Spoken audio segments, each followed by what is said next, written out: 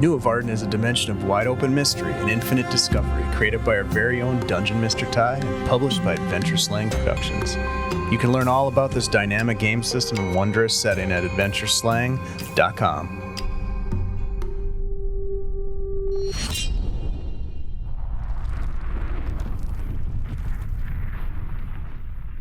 We return to our adventurers. Where they are, they don't know. We don't know. They reached Stilmanthagni, high upon the summit of the Lucid Cleft. There he was suspended in some sort of field that upon approaching that field, time itself seemed to slow down. Once inside of the field, one of their members hardly making it inside before nearly being swept off the mountain, time seemed to freeze, and the strangeness only escalated from there, from a book with never-ending pages to Stilmanthagni, a Selku not with 4 eyes but 6, and all of them beaming chromatic light out of them. They investigated, and finally, with Ruki touching the page and Kexyfess reaching into the mind of Stilmanthagni, they all blacked out to awaken under the intense radiant light of an entirely intact sky crystal. In the fields, far, far, far from their current location. One thing that sat with them, not so much as words, though I will speak them in words, is a thought of Stilmanthagni. In a way, a memory of Stilmanthagni. I remember the first time I opened the first eyes and remembered back the memories of Nephis. I remember standing in fields, the wind blowing, and the light of the sky crystal, bright, brighter than I had ever known it. I was amazed, stunned at what once was, and troubled.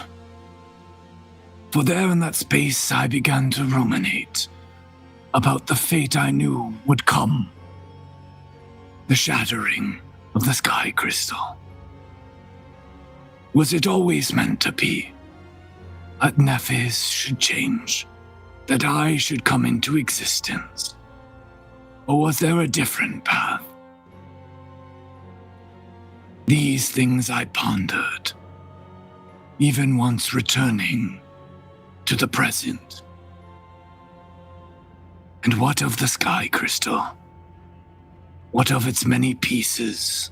What of the magic it once held? We return to our adventurers, standing in a field, wind blowing through, as the visage of Astarnum has appeared before them. Astarnum, who has just introduced themselves as Vernox. Vernox? Like the Vernox? Yes, at least. Am I Vernox? Yes, I am Vernox. Yeah. Oh, wait, okay. Okay, Lockdown, we are meeting someone that is of vast importance to me. Lesiloso was a friend of mine that you knew at one point, right? And they had told me a quote that you had told them at one point, and it really just helps me understand the power that we have still here in Nuovarden. The mind is a blade, but the weapon and its Stop, don't say it. Why? He kind of fizzles. What? Whoa, what?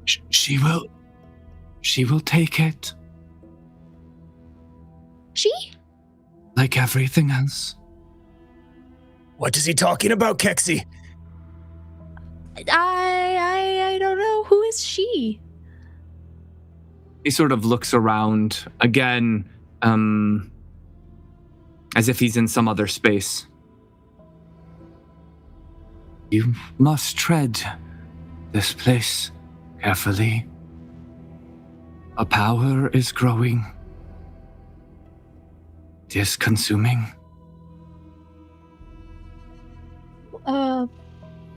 You are here for Stilmanthagni, yes? Yes, and if there are others, such as yourself, perhaps, or who the Kriya. Can I say that? Can I say Kriya? He locks onto Kexyfess. Starnum, you can't really pick up expression, but Kexyfess, you sense a very negative energy as he locks onto you. Right. Okay. Shh. I'm really not good at being quiet, but I'll try. Move carefully and quickly. It is not where? to Stilmanthagni. Kind of looks around. Yes. He is waiting for you through the fields to the north. There are places you will not want to go. But you must, and you must overcome them, lest she takes them from you. She is soon to birth.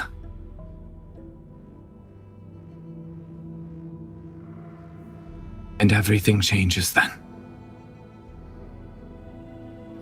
He almost starts to disappear for a second, and then it kind of almost like a light bulb about to go out, and then it kind of comes back, almost like electricity comes back into it.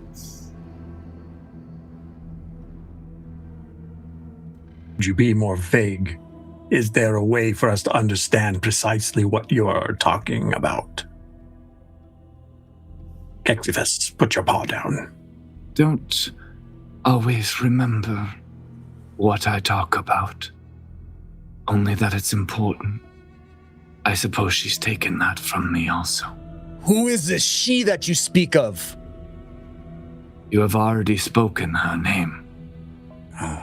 Why does she wield so much power in this place? I can tell you here. The signal will soon be gone. My energy is far waning. Just beware the maze of glass. The womb of Ktyria. His energy dissipates. He's gone. I had so many more questions. Do you think he's dead? I really hope not. He hasn't turned to how we usually look when we die, but then again, neither did my friend, so... I have a feeling we will see them again. Perhaps as we approach the destination to the north, whatever that is. Can I have everybody make a challenge body, please?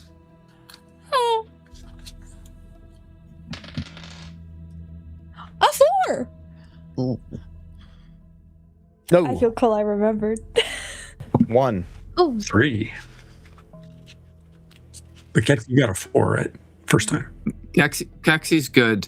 You all are technically good, but Ruki, especially Ruki, and Locknall, the sky crystal and its brightness is not only bright, but the energy coming off of the sky crystal is very warm. Because it is fully intact. You are bodies used to a much diminished sky crystal, and it is very warm standing out here in the open with no shade. Rookies just starts panting. It's hot. We should move. maybe get lower. It feels really nice down here. Onto all fours. I'm not Does going it to help? do that. No. Oh. Well, I guess they say never beat your heroes. I shouldn't repeat the phrase, and we need Apparently to not. let her take things from us. Ktyria. And we need to, well, maybe we don't say it, because after he said it, he disappeared. Well, So I think but- like a capital she works. I want to point out the obvious that they were very guarded in what it was they were saying. I'm not entirely sure I understand a single thing that was communicated by your friend. Well, a friend could be friend. I'd like for them to be my friend. They have there's a lot of really cool things and stories that I've heard about him. But I heard something about a maze of glass. Yes. yes, yeah, that was another thing. The room of her. Also, Birth.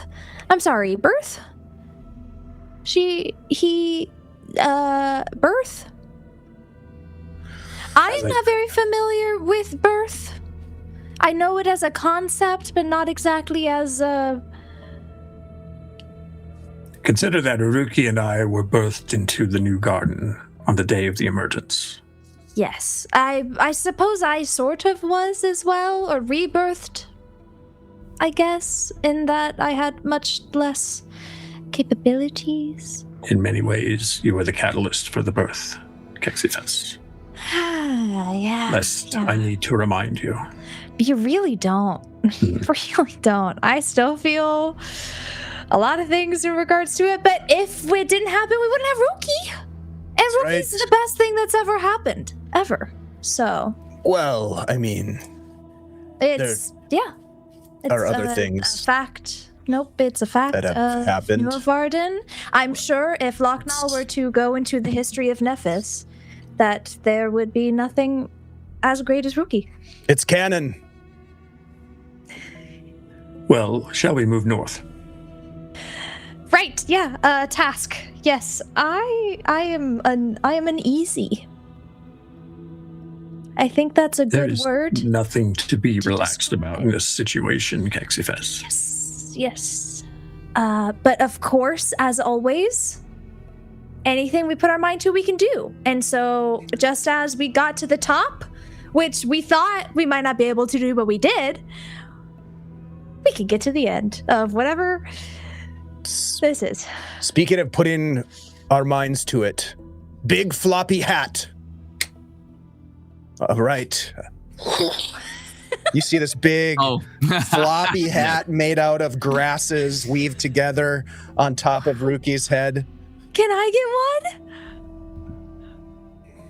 Yes. Maybe a little less big? I'll just hand it to you. Wait, what? Can you not do, is it? Second big floppy hat. No. Well, no, don't give it to me. I hold it up with my paws and I'm jumping to try and give it back to you. This is much easier when I can fly. You could nest in it. In the Anyways, to the north. house. Yes, right. I'm already walking. Yeah, Locknall is probably He's a like- good 100 chins ahead of you guys, moseying through the grasslands. The grasslands sway with the breeze, as grasslands do, where you can see, almost track the wind moving through the grasses like waves, moving through, shimmering in the light of the sky crystal. Rolling hills with that take quite a bit of exertion to get up one side as it's so warm, kind of roll through and up and around almost endlessly, as far as you guys can see in any direction. Just these rolling grasslands, hot and sweaty. You guys are dripping at this point, out of exertion.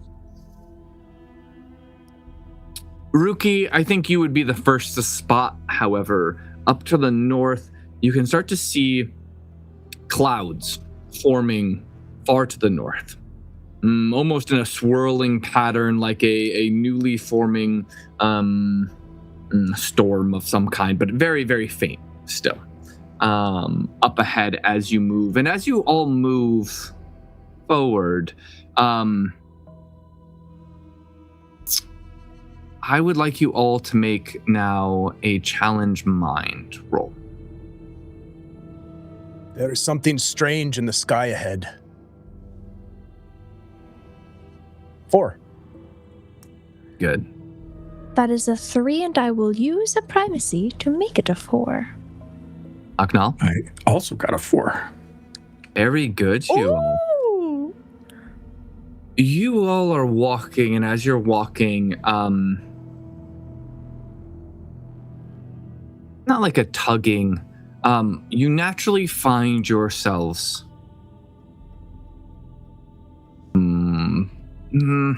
ruminating a little bit on your own history, on your own lives and memories. Conversation happens sporadically, but you often find yourself slipping back into a sort of introspection as you move through these hills. It feels almost more natural than staying present. Locknall, this would feel a little bit, I think, maybe unnerving to you especially, because your whole self is about the present and not so much about ruminating. I'm trying to appreciate the fact that I am in the presence of the first memories, or at least the memories preceding the emergence, and I can at least find some stability there, but it is also uncanny to be existing in the seeming past in a physical form. As you walk, because you were all successful in your mind roll, every once in a while there are times, perhaps in the dirt underneath your feet, in between the grass, or out of the periphery, a blade of grass almost appears like obsidian, black obsidian glass. But when you look at it again, it is as it normally is, almost like it is just there in the corner of your eye.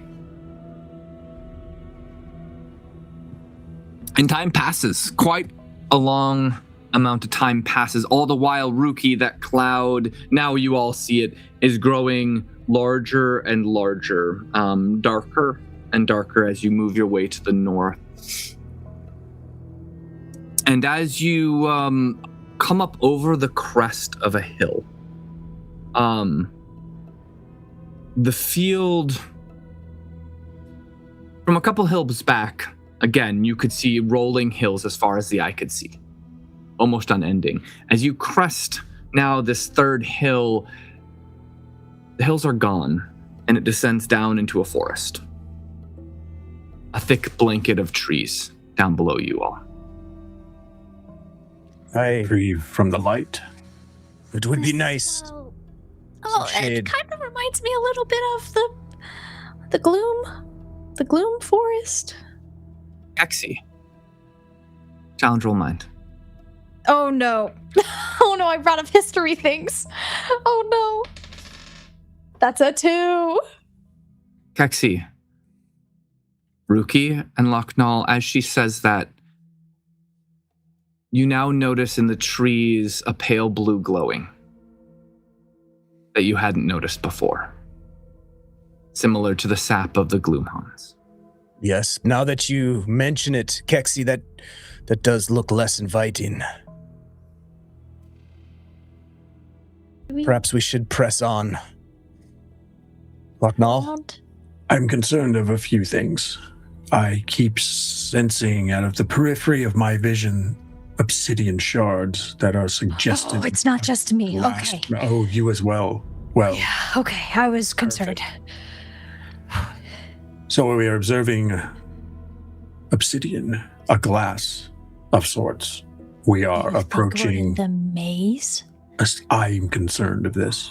And maybe we are in the maze right even now. And the cloud. Sierra, is there a way for me? May I just go ahead and make a lore check and see if I can determine anything from the storm? Yeah.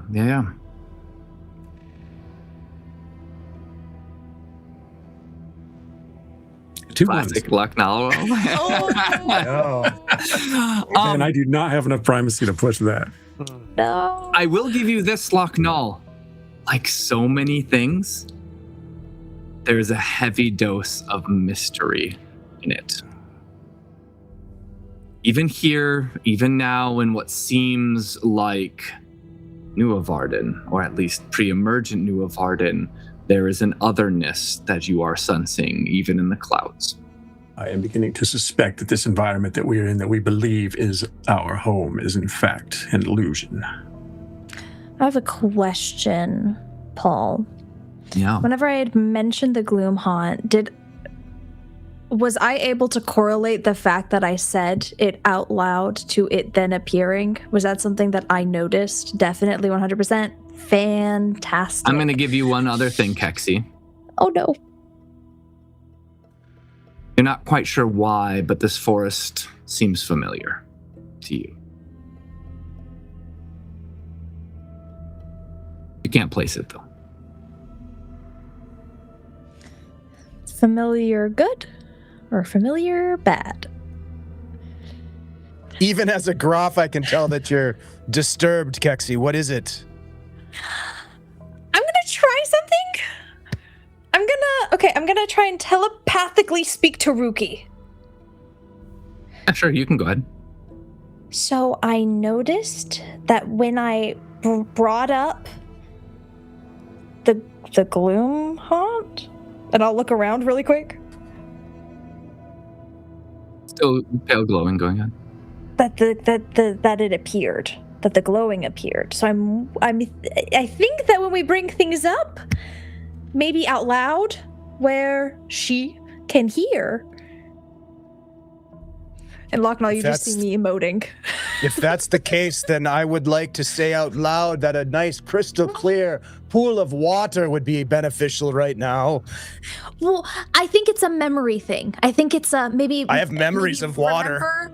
Maybe remember a specific pool of water. Okay. Maybe that would help. Yep.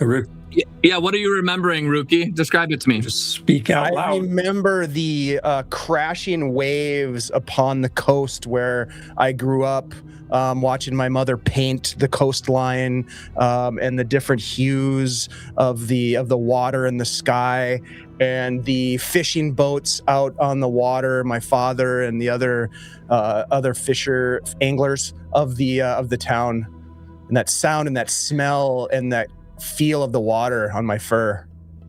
As you're remembering this, I think intrinsically, Ruki, you're kind of closing your eyes in remembrance. Locknall, you notice there's a section of the woods that seems to thin, and as the clouds are starting to cover part of the sky crystal, they're growing large and dark, and so the graying sky, you now notice there's a reflection of water somewhere hidden, just ever so slightly, you can tell, within the woods. I believe we are approaching the lake of Lamplight. Did it work? Did what? I think so, but also I'll say this part out loud. I meant to mention that I think if we bring things up from our history, in relation to the Starnum that we just spoke to, that maybe it might get taken from us, so maybe we don't recall too much. Maybe. Oops. Yeah, those are very pleasant memories, but I can remember those for you, and then I can show them to you later. So then you can remember them again. Anyways, Locknall, I then repeat everything that I told Haruki into Locknall's head. Oh. Sorry, I know it's a little strange. Ruki's way more used to it. I understand. I guess I'm responding in my mind. Ruki, did I say that out loud? They can respond in their minds to me. They can respond, you just can't. I heard Okay, that, great. Lucknow. Oh, I'm trying to just do this. think. This is okay. Yeah, you just think. It's like I'm in there with you, but not controlling you. Right. Yeah, I'm present. So Ruki, you also at this time see the water down in the forest.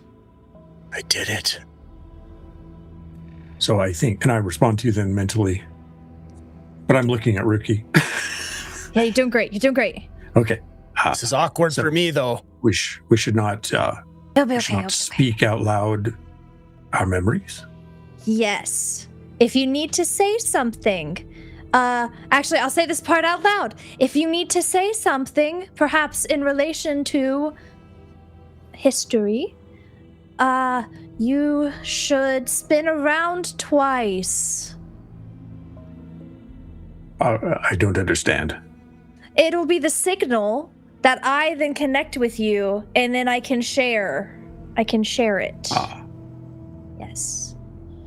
But not just one time, because we might spin around in general.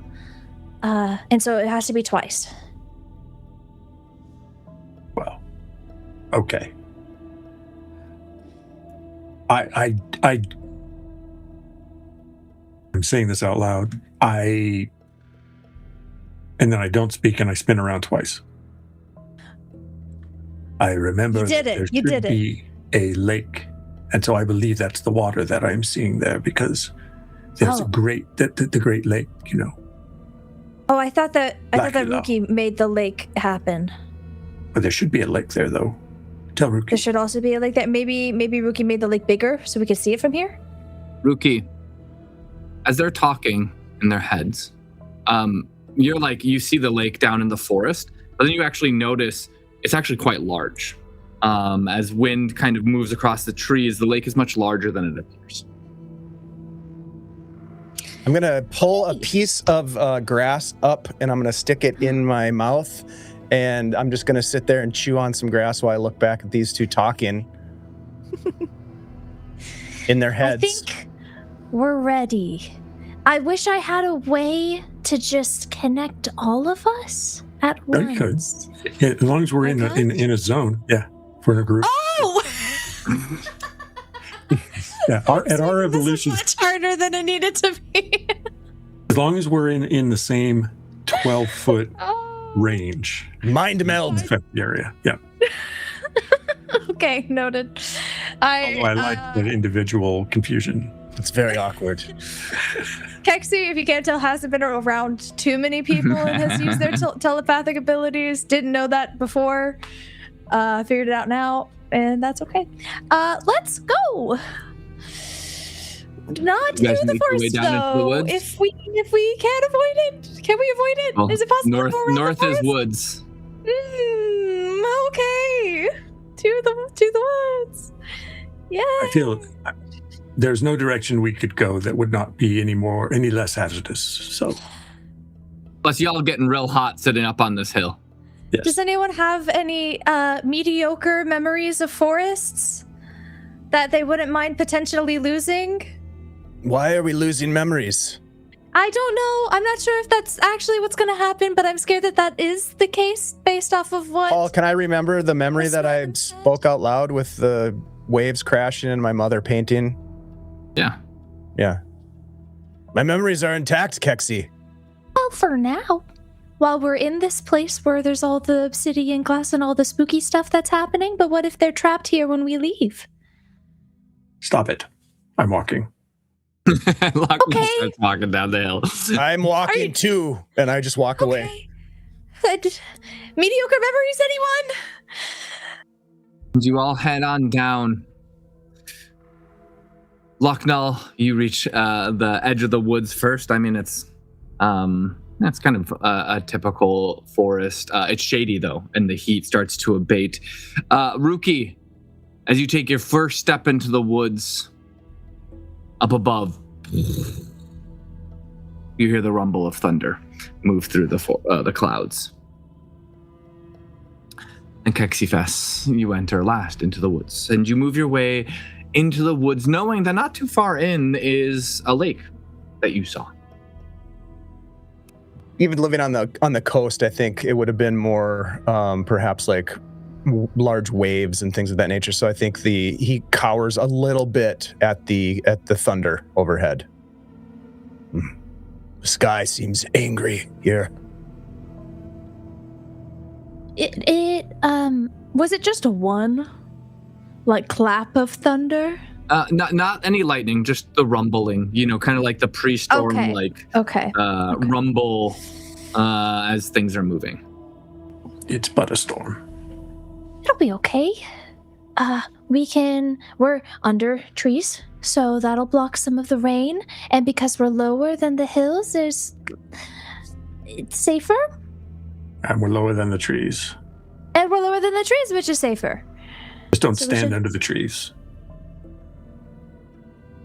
Why do we not stand under the trees? We are standing under the trees right now. We're kind We're of standing under walking the under trees. the trees, but if We're we stop walking. and stand under the trees, and if one of the trees is too tall and it reaches up towards the sky and there is electrical storming going on, then it can hit the tree and travel down the tree to the ground we are standing. So we shall not stand beneath the trees. We shall just We walk. will walk. Never mind, I'm not going to ask that. You know a lot about trees, Lucknow. I know of the history of this world, and Locknell knows a lot Yes. about a lot. Not standing still as well. yes, I imagine this conversation takes place as you are meandering through the woods. I'm not standing under trees. Yeah. I think Kexy is humming, using the strange groff vocal cords. That sounds more like a growl than like a hum of any sort of song, but they are tense, and it's quite evident as they're attempting to loosen themselves with joviality. And you begin moving your way through the forest. Ruki and Kexyfess, both of you. Some memory, but you can't put your finger on it, pulling at your mind. This all feels familiar. Soon, however, you come to a lake. It's small. For some reason, Ruki, this does remind you of the coastline. The winds from the storm and the small clearing that this lake is in is pushing the waves of the lake a bit. It's kind of slate gray, going on almost dark gray as the clouds are growing darker and darker in the sky. But you arrive at the lake. I imagine most of you fairly thirsty. I think Haruki runs forward into the lake and puts his face down and just starts drinking with his head in the water. Ruki, can you go ahead and roll me 2d4, please? I'm sure this is good. I'm standing at the shore looking across. This is, I've never been to this magnificent lake. It is the largest on the main landmass, and it is impressive. Isn't it pretty small though? Yeah, it's actually pretty small. So we're not necessarily at Placula. Oh, No. You can actually see the trees on the other end. Well, it's a cute lake.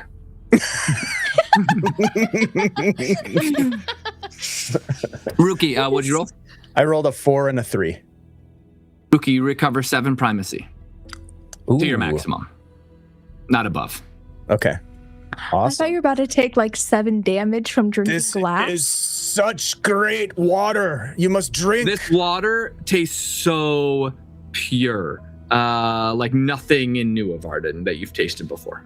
I take the wraps off my shoulders and I just dive. I throw them up onto the shoreline and I dive into the water and I swim. You see me doing backstrokes, shooting a spout of water out of my mouth as I'm floating on my back, my big purple belly, furred belly, just providing some buoyancy as I'm just floating there. It's wonderful.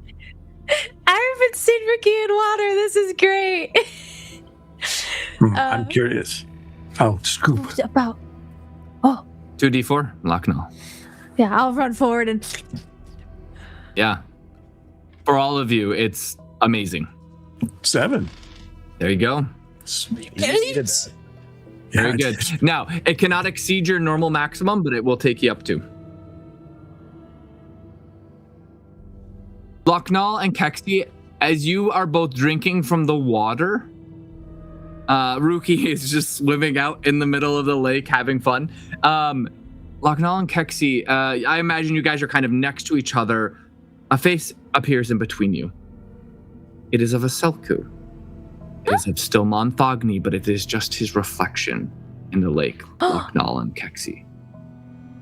But he looks over to you, Locknall. Locknall, is that you? I hesitate to say it is Stilmanthagni, but I see your reflection is speaking to me in the water.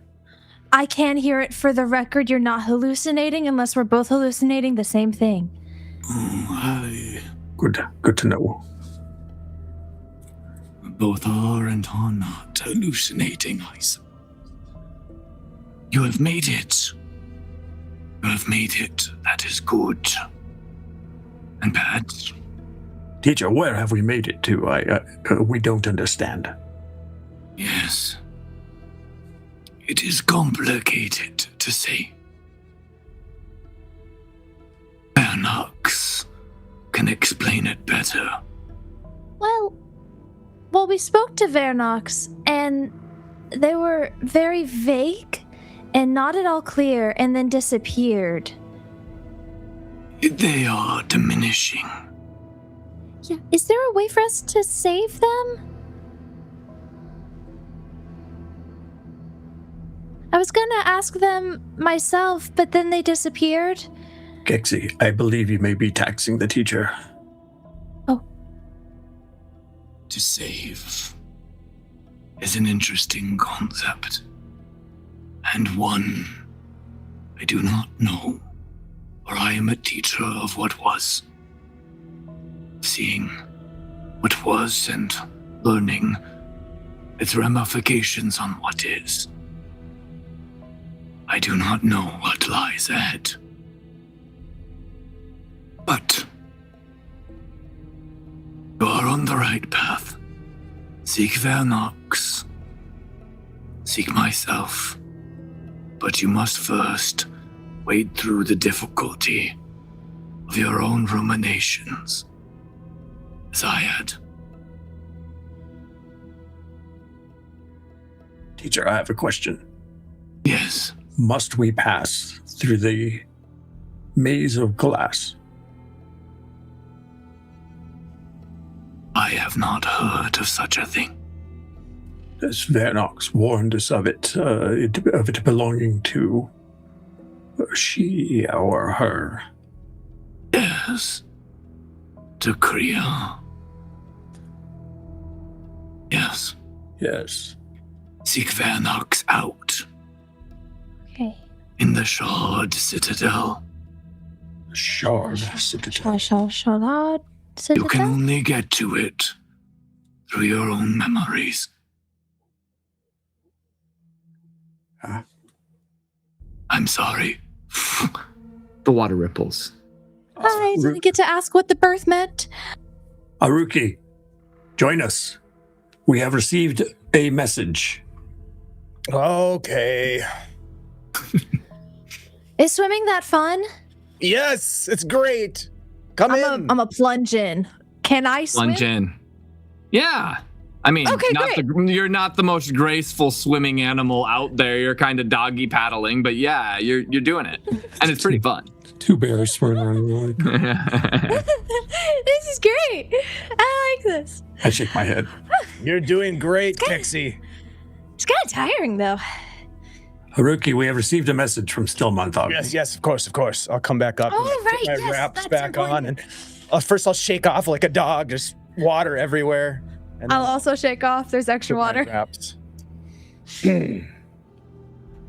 We have been informed to seek both Vernox and Stilmanthagni ahead, and that we are to look for this Vernox in this Shard Citadel. Shard Citadel. Sounds super chill. No, I don't think it does, but the only way for us to get there is to journey through our own memories. Of I course. have no idea what that means. Ruki, as you step out of the water onto dry land, your first footfall, thunder rumbles through the sky. I growl. Why are you doing that? Just instinctively. Seems to be connected to you, Haruki. I don't know why it would be. Do you have memories of a storm or multiple? I don't know. I don't think so. Okay. Not a particular one. Okay. take a couple more steps just to kind of gather my things. On your final one, Was that me again? There is a strange correspondence. It's a...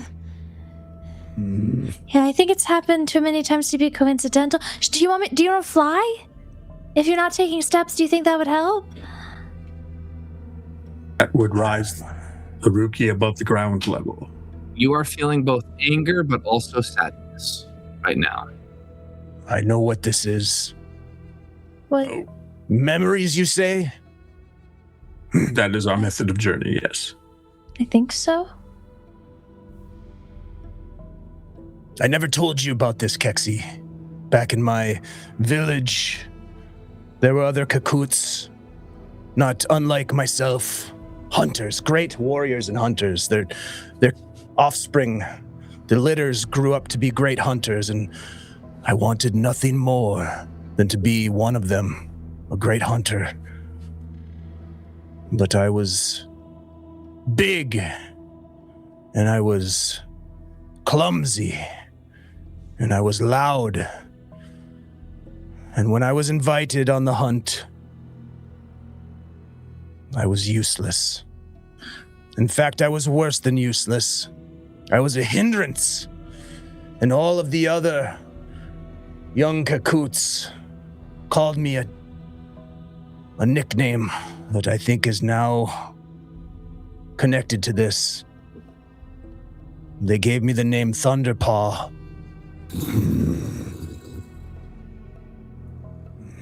Now, I agree with Kexyfess. This is not a coincidence. Kexy, you glance up and you realize this is not an isolated pond, but that there are little ponds everywhere. Mm-mm. The ground seems muddy here. Mm-mm. Mm-mm. Mm-mm. Mm-mm. No. That's very unkind of them to have said, Haruki. It was true. Not kind. Well, no, you're one of the best hunters I know. Do you remember how we got to the Seer's chance to begin with? It was because of you. You got us there. Yeah. Yeah. And I'm sorry that they were mean to you about They something weren't. that you were developing. They were just calling it like they saw it, or in my case, heard it. Well, they're wrong now. A strike of lightning, Locknall. It is green for a flash. That is abnormal. And dangerous. Yes. It looks Little like the droplet green begin to from fall. the pages. Try to avoid letting the rain strike you in any great Yeah. abundance. Yeah. We must seek this shard citadel. I, however, have no direction in my mind of where to take my memories to even begin to make the journey. About that. Okay. What can you tell us? Well, that's the thing. It's not really something that I would like to talk about. It's not really something that I've really revisited, ever. Ever. So I don't know if this is. Are you moving while talking or standing on the shore? I think Kexy is like, standing on the shore. yeah, Kexy's just kind of like spinning in place nervously. Are you about to lay down, Kexy? I've seen animals do that before. Maybe. I don't know. Depends on how I'm feeling. Right now, I'm not feeling very good. You know me. I love to talk. I love to hear people talk, and I love to ask questions, and I'm very curious. But I already know everything that's in here, and so I don't wanna have to then share the things that I have in here. I want to collect the things that other people know, so that I could have them in here. Do you know where we're to Yes. go? That? I don't, but I know a memory that looks very similar to this, and I really don't want to relive it. Really don't. Do you think you have a choice in this circumstance? Do you No. think would we okay, then why should we not go forward with it? Because it's scary. Well, we're here to Because it's protect you, sad. Kexy. I may not pain look like it, hurts. but I'm not exactly not scared, Kexyfess. Well, you've Really? lost people. Right. You're scared, Lucknow? I'm uncomfortable. I'm uncertain of what we are doing, and I do not like the storm, and I feel that there's a key to what we must do in our amorphous friend's mind. What is your memory? I have none at this point that I can recall sufficient to the quest. I have a feeling that what Kexyfess has to say may change that. Out with Right. it then, Kexy. I mean, you all have lost people, right? You all know what death is. Of All of course. you- Right, Lucknow? You've... If you consider Stilmanthagni lost, I've known of lives lost. It's an unfortunate circumstance of this post-emergence. Not really There's lost. something- We know where the bodies are. They lie out in honor, reverence. But the essence. When a Selku is lost, when the essence is lost, it does not return in any form. Yeah. It is different for us. When the Yes. Kakuts are laid to rest, they return to Nephis to be cycled through the natural wonders. The Selku are the memory of Nephis, and in this condition, the circumstance we find ourselves in, memory seems to be the most vulnerable state. Yeah. So, Kexy, The tell rain us. picks up.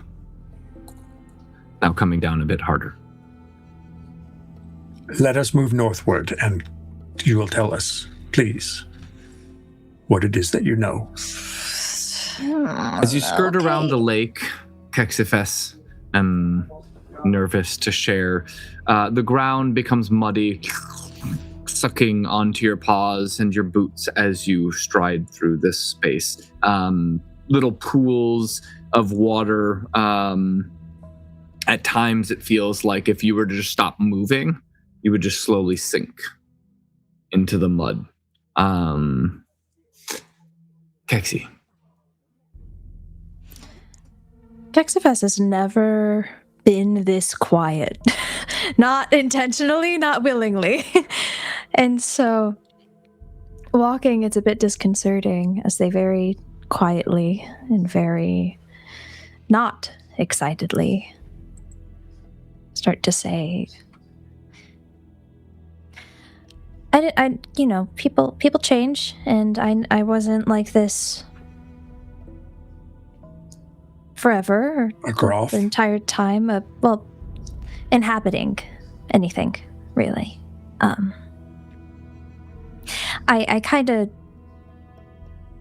You've spoken about the Block Doll. I kind of was one of the Starnum that was trying to get back for a while. I thought that this place had nothing to offer us, that we had made a mistake in coming here, and that maybe we could revert it or get back to what we were if we left. And so I had spent almost every waking moment that I had in Nuovarden just trying to,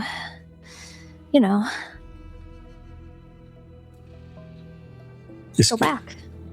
As Yeah. Kexyfess says this, you guys notice several Starnum, more brilliant than Kexyfess, fly through the air in different directions, What is happening? almost It's frantically. memories. It's just Yeah. memories. Ghosts. No. We were more than that. Another bolt of green lightning.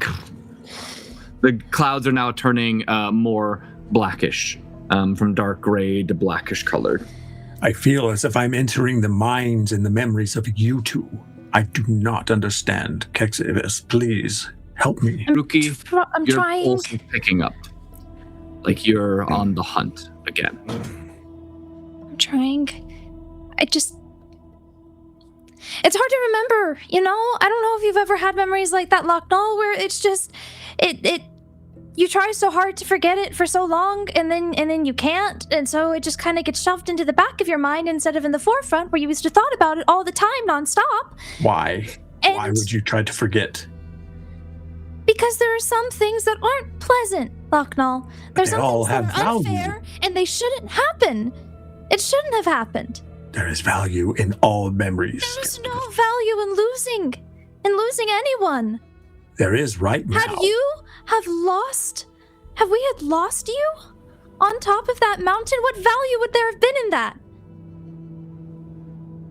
You guided us up there. You didn't have to, but you did.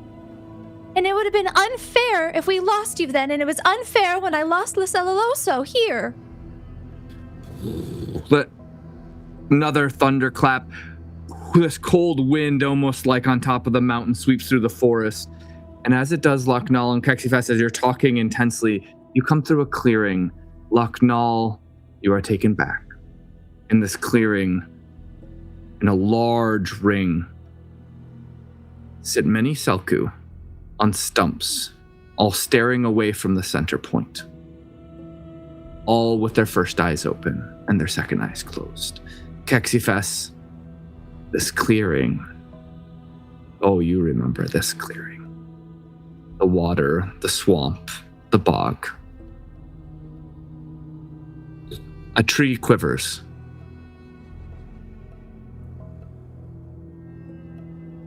You don't remember the Selku, but you remember this space.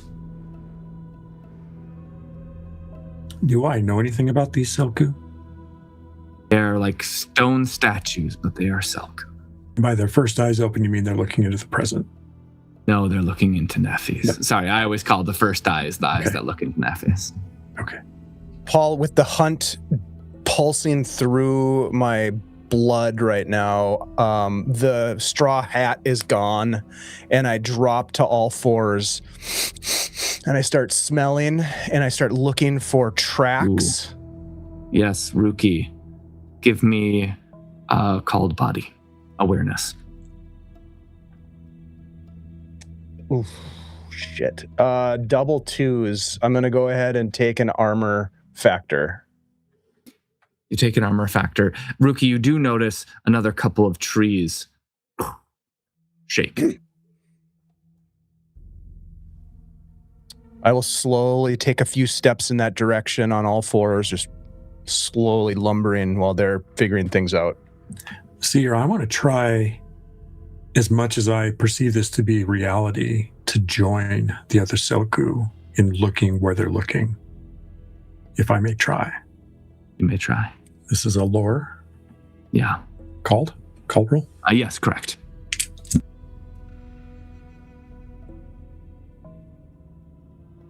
I'm going to reroll the 1. Spend 2 Okay. primacy now that I have them back. 4-2. Or 2. Locknall, you open your eyes back to Nephis to join them. You peer back. You can see Nephis. It's not like you've never done this. But more the emotion. You're seeing general gleaming backwards into the memories of Nephis, but it feels so wrong. It feels, well, it's what you've been striving so hard to do. Here is all the Selku always looking back.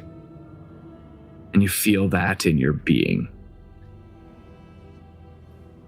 Never looking to the present.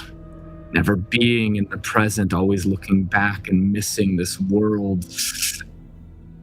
And actually, I would like a challenge roll mind in discernment. Okay. That is a rock and rollin' 1. All right. Locknall, you feel yourself filling with despair because all they do is look into the past. Kexy, what are you doing in this space? Ruki is starting to move off, almost in this sort of primal state, sniffing the ground, paying attention. Locknall suddenly kind of stops in his conversation with you, closes one set of eyes, opens another, and you can just tell his whole complexion becomes dark. Rain is coming down, occasional rumbling of thunder, and this opening, this is the place it happened. I think Kexy takes their eyes off of where it happened, is still trying to avoid the reality of what happened, and instead is turning to Locknall, who looks sad. And Kexy knows what it's like to be sad. It's not pleasant or fun or any of the good things that she has felt while here. And Ruki going off, potentially hunting something dangerous, something that they might need, where he might need someone to watch their back. They're kind of torn.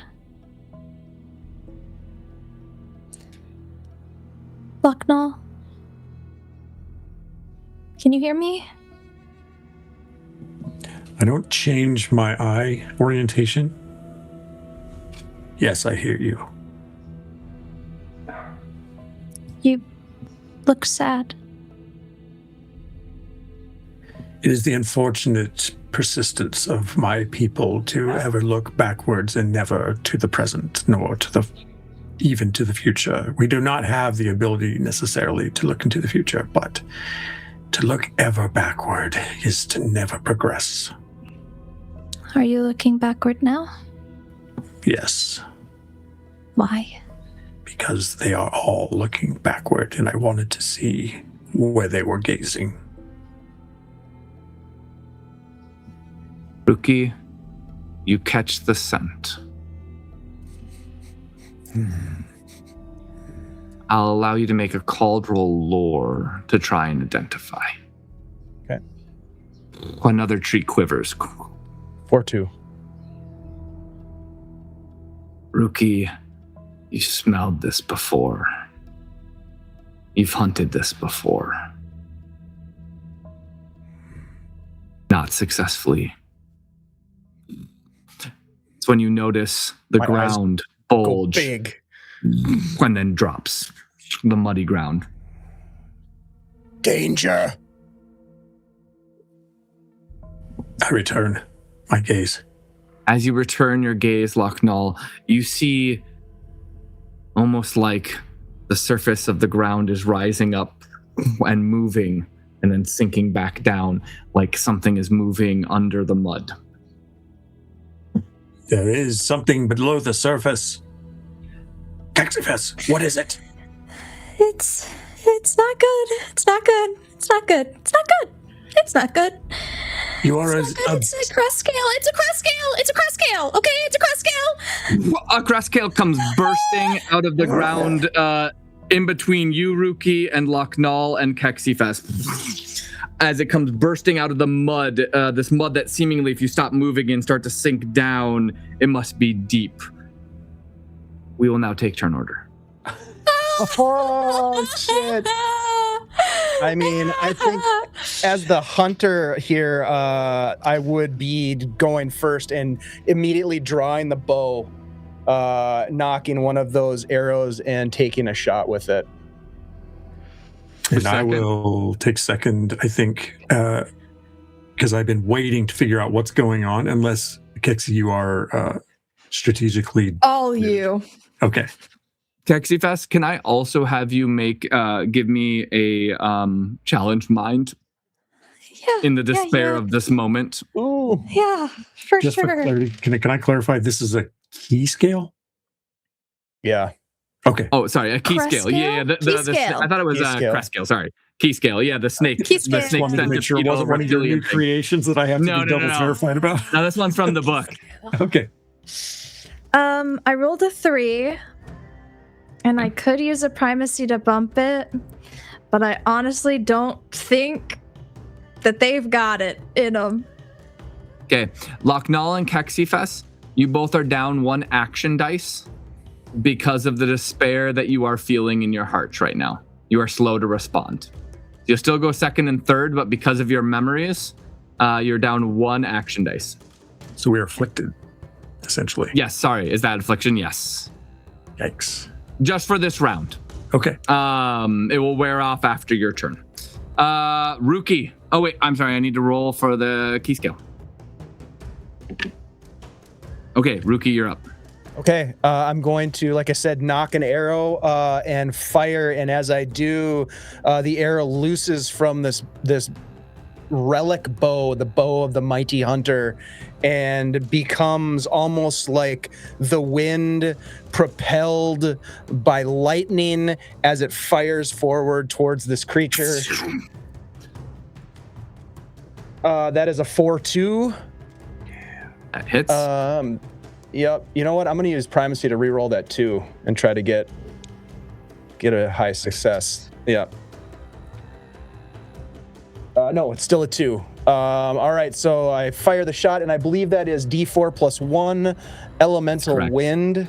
That's a 4, so 5 damage as it... Very good.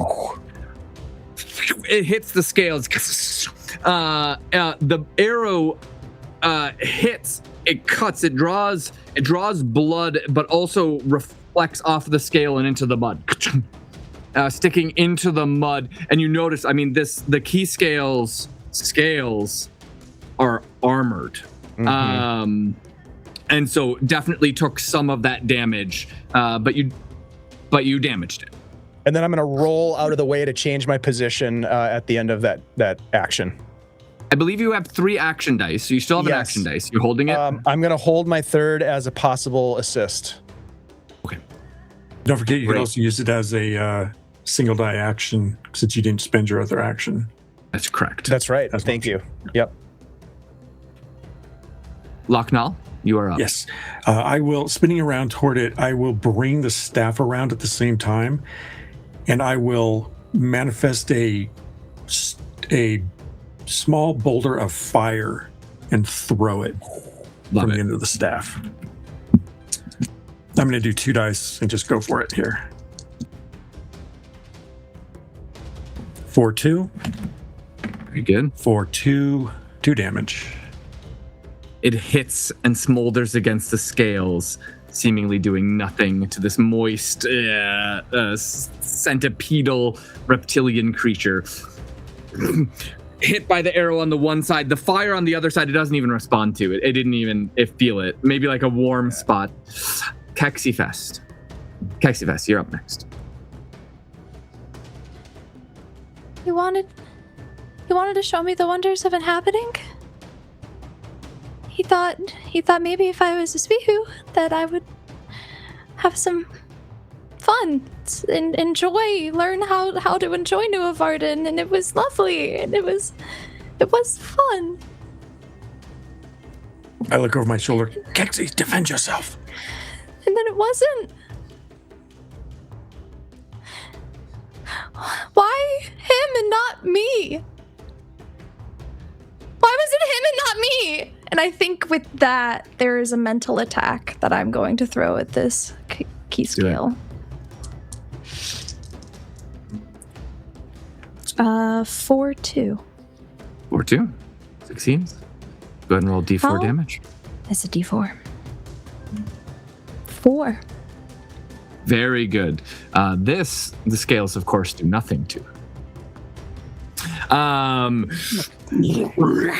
It shrieks out, shaking its head, and its eyes lock onto you, Kexyfess.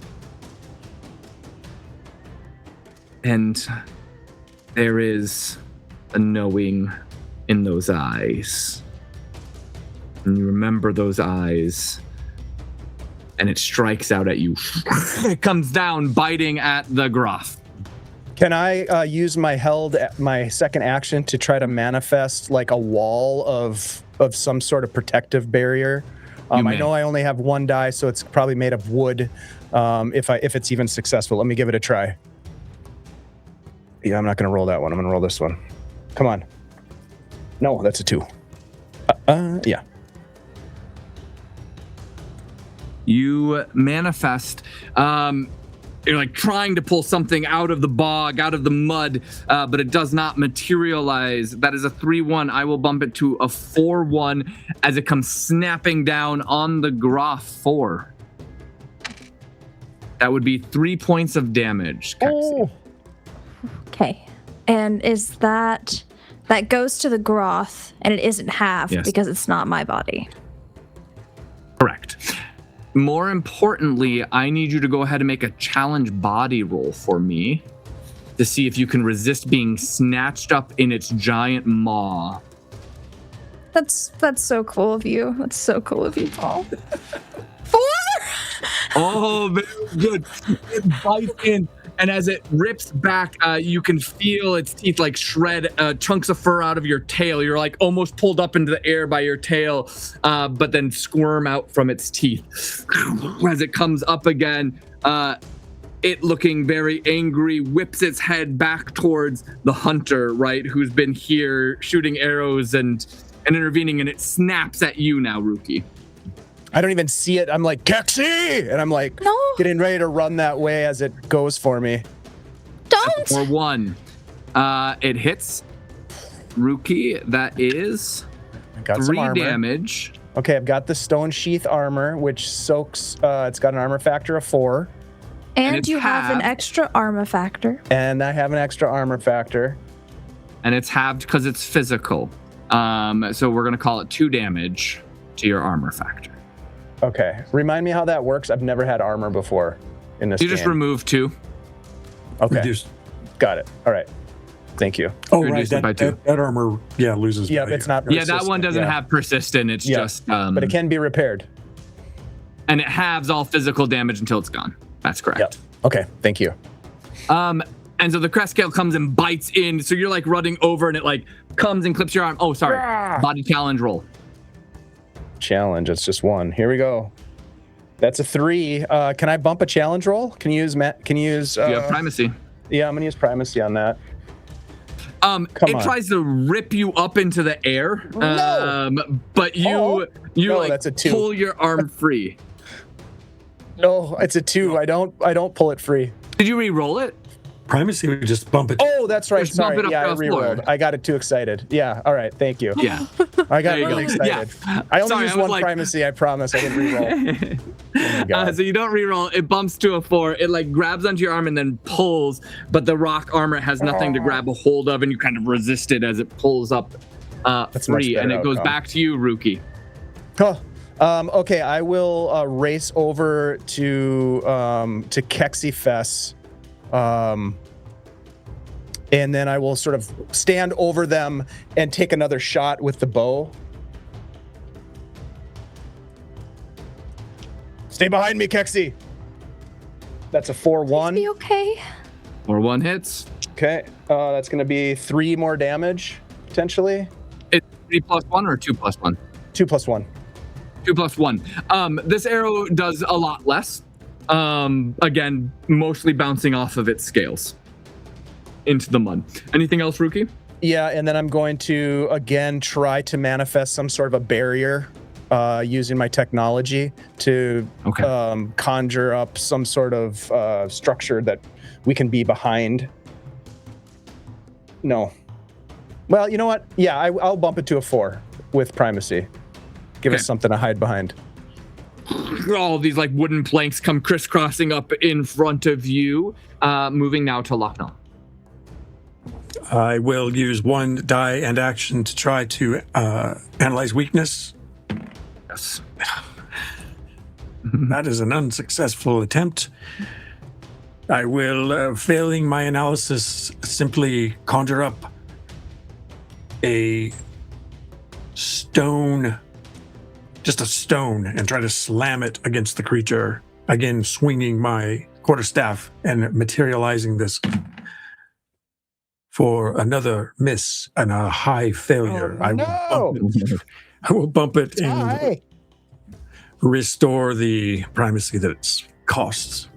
Okay. You try to pull a rock out of the mud. It starts to emerge, but the mud is just like kind of sucking at it. And you're like, Kexy, this moves to you. I tried to save him. I really did. We never could kill it. We can do it now, right? Right? Yes, kill it. Kill it, Kexy. And I'll try to shoot another mental attack at it. Very good. That's a 1-2. Would you like to bump that to a 2-2 and not get reprisal? Yeah. yeah. Thank you for the reminder about the reprisal. And maybe Such a gain good back the reminder. primacy you use. And I'll just or- give back the primacy that I use. Yeah. That You makes do sense. have one more That checks action out. dice, though. You are no longer afflicted. You're kind of pulling out the moment has pulled you out of the danger of the moment has pulled you out of sort of the sadness. I mean, it's still there, Yeah. but Oh, for sure.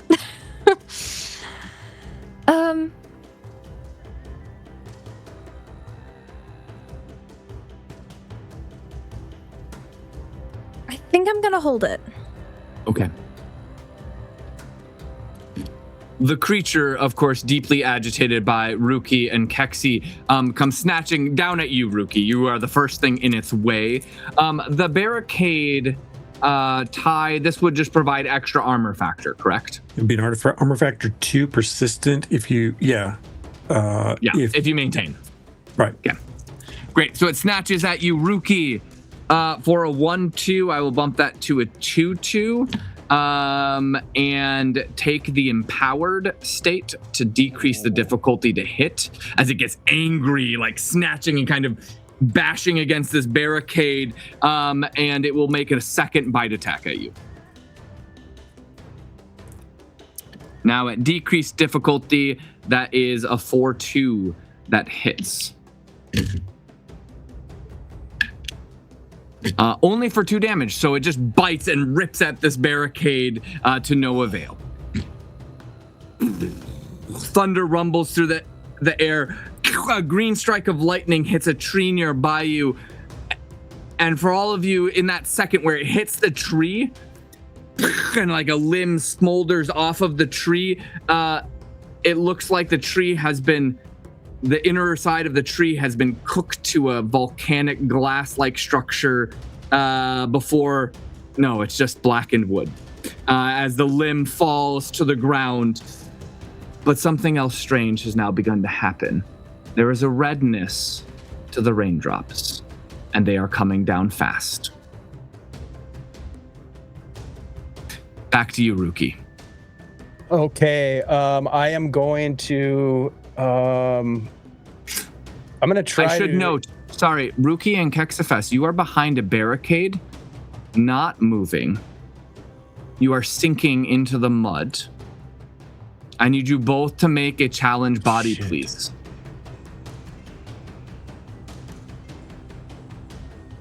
One.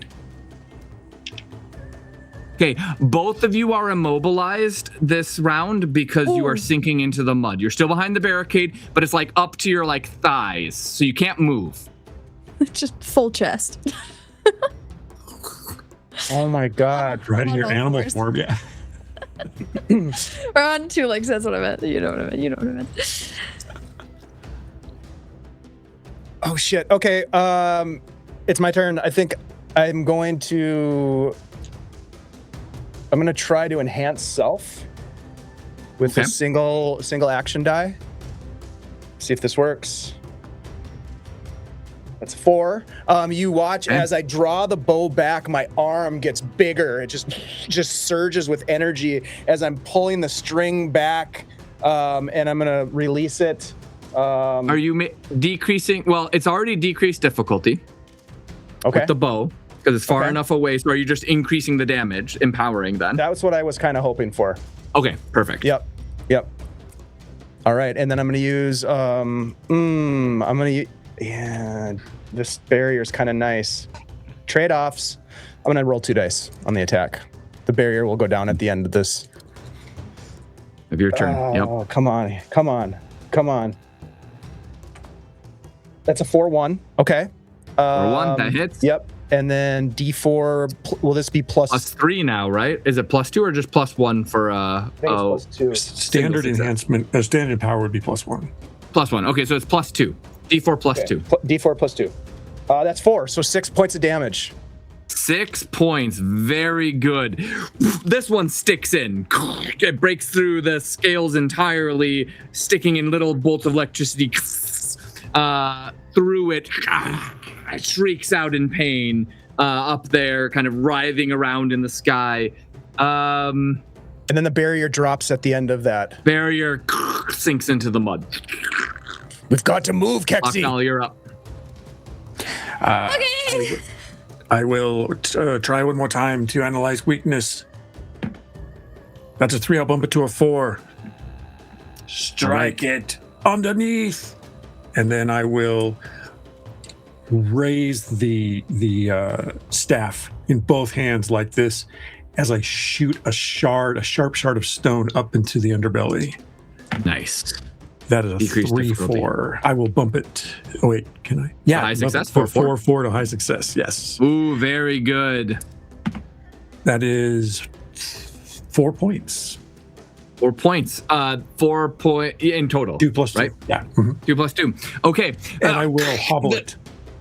Yeah, the spike comes up, jamming into its underbelly. It's kind of stuck there for a moment, hobbled by this blow. Kexyfess, you are up. You are immobilized. That means I cannot move? Correct. Great. I wiggle on the little legs and just simply cannot, like quicksand, get pulled just like a little bit further and decide to give up.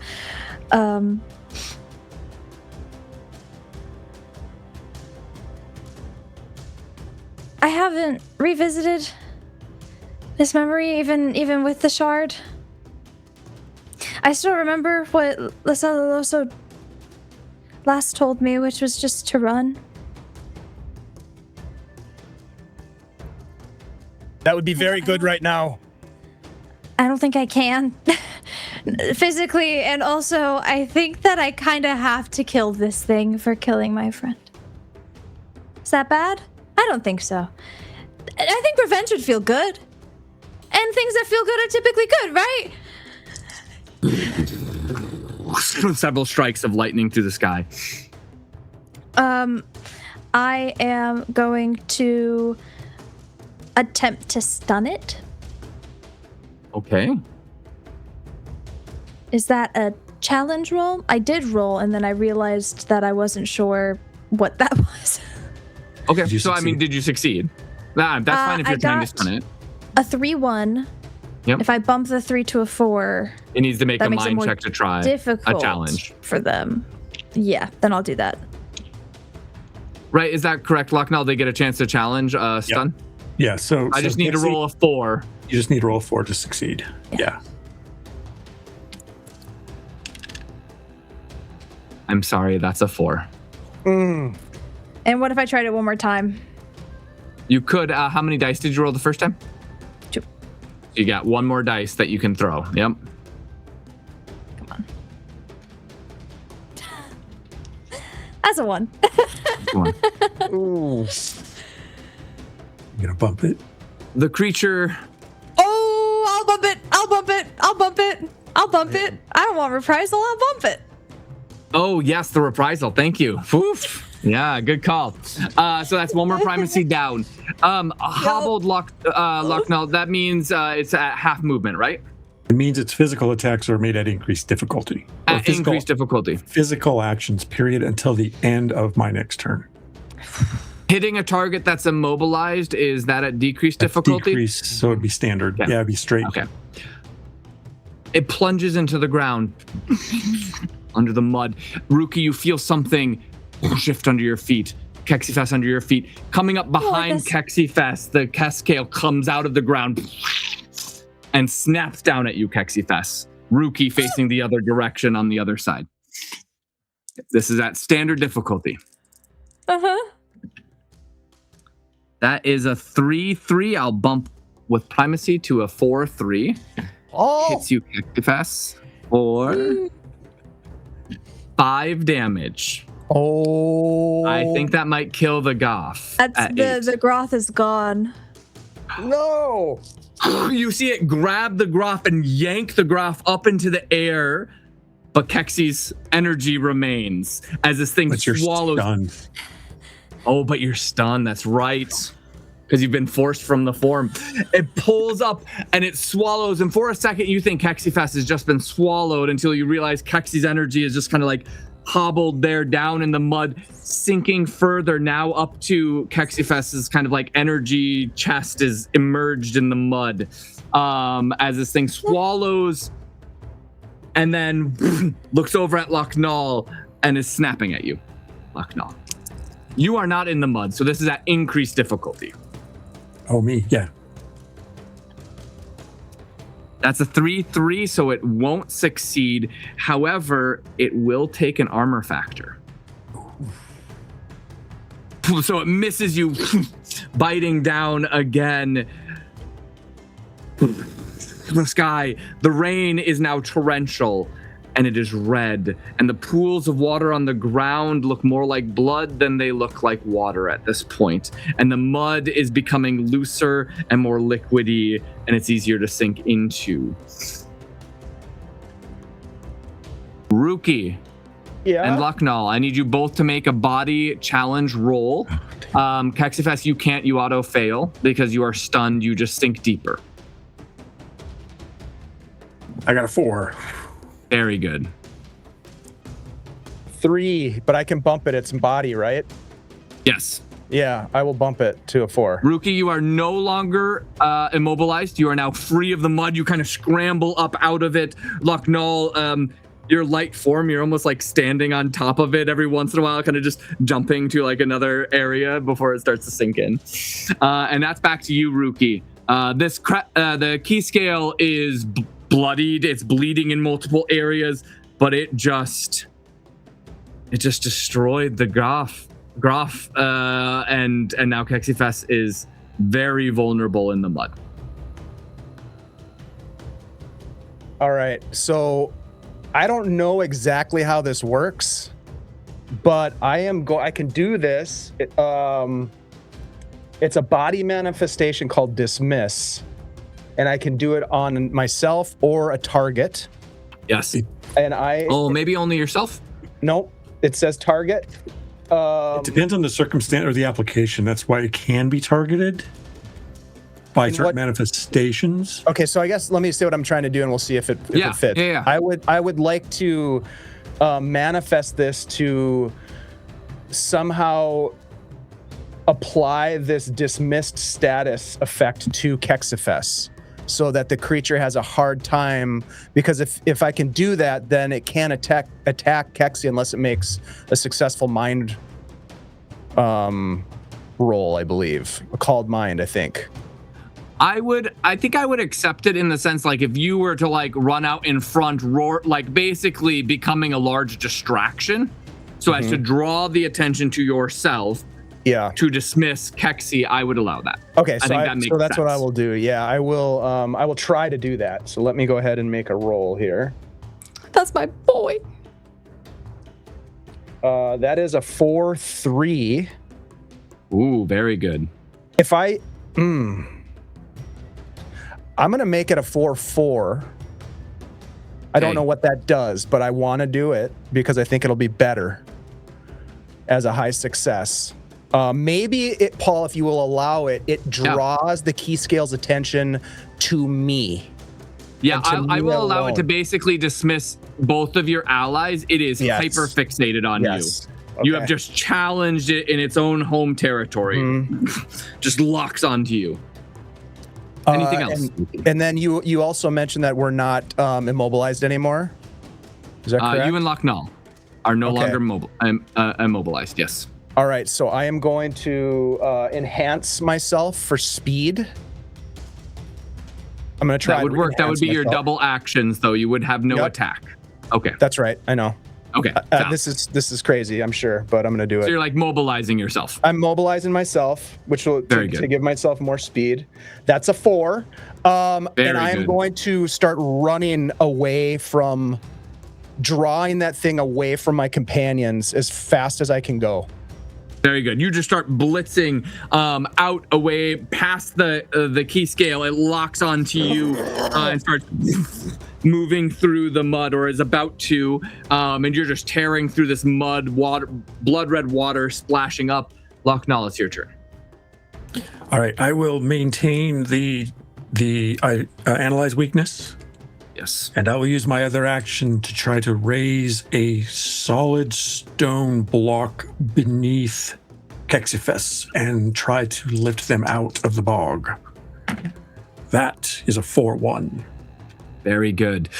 Kexyfess, you are lifted out. This pillar of stone comes lifting you up out of the mud as you're kind of sitting there dazed, Kexyfess. The stun ends on you. But And otherwise, I'm gonna move so I don't get sucked into the mud. Just try to keep myself moving around. Where's did we do it? Where's Rookie? Rookie? Way. Rookie, this thing is following you. It is, it like follows on ground for a bit and then dives underground. You feel the thing move underneath you, even at you running and mobilized, and then it pops up in front of you, and it is snapping at you. And it's not hobbled anymore because my turn just ended. That's right, yes. Shit. It is analyzed weakness, though. Yes. That's a 2-1. I will bump that to a 2-2, and I will give it the empowered to make it hit better. So I'll lose the primacy, but empower it, and it is going to strike again. It snaps down at you, enraged, and kind of coils around you. So now it's like body's fully around you, and it's up above you, and then it's snapping down directly towards you. Less room for you to dodge away. You dodge into the side of its body. That is a 3-2, so that will hit. Rookie for 5 damage. So this is halved. Yeah. It's halved because of the armor, so the armor would take 3 more points of damage. Okay, so the armor only had 2 factors, so that's gone, and I take 1 injury scale. Correct, right? and now you no longer have the physical damage as it rips into and breaks the rock. Oh. That's the Crescale's turn. The rain, it's now to the point the mud is starting to vanish. And it's basically just the forest floor is turning into a shallow pool of red across the entire floor. Green lightning striking out in pitch black clouds as the storm and the wind is ripping the leaves off of the trees. Branches are snapping. Every once in a while you hear lightning hitting other trees as we come back to Rookie. Rookie, you are mobilized. The mud does not pull on you. Sorry, Kexy and Locknall. Actually, Kexy, you're fine. You're uplifted on rock. Locknall, I need you to make a body check in this sort of sucking mud. 4. A body challenge. Oh, very good. Locknall, no problem. Just as you move around. I love it. Rookie, you are up. You are in the midst. It has surrounded you now, its body, and it is looming over top of you, having just ripped. Oh, I'm sorry. One last thing, Rookie. I need you to make a body challenge, because when it bites you, there's a chance that it snatches you up in its mouth. You have your library. I'm sorry, version. you're muted. I'm very excited to hear, though. That is a 3. You want a primacy bump it to 4? No. I don't. I do, but I'm not going to. All right, so what's going to happen if you don't is you will be stuck in its mouth, and you will have the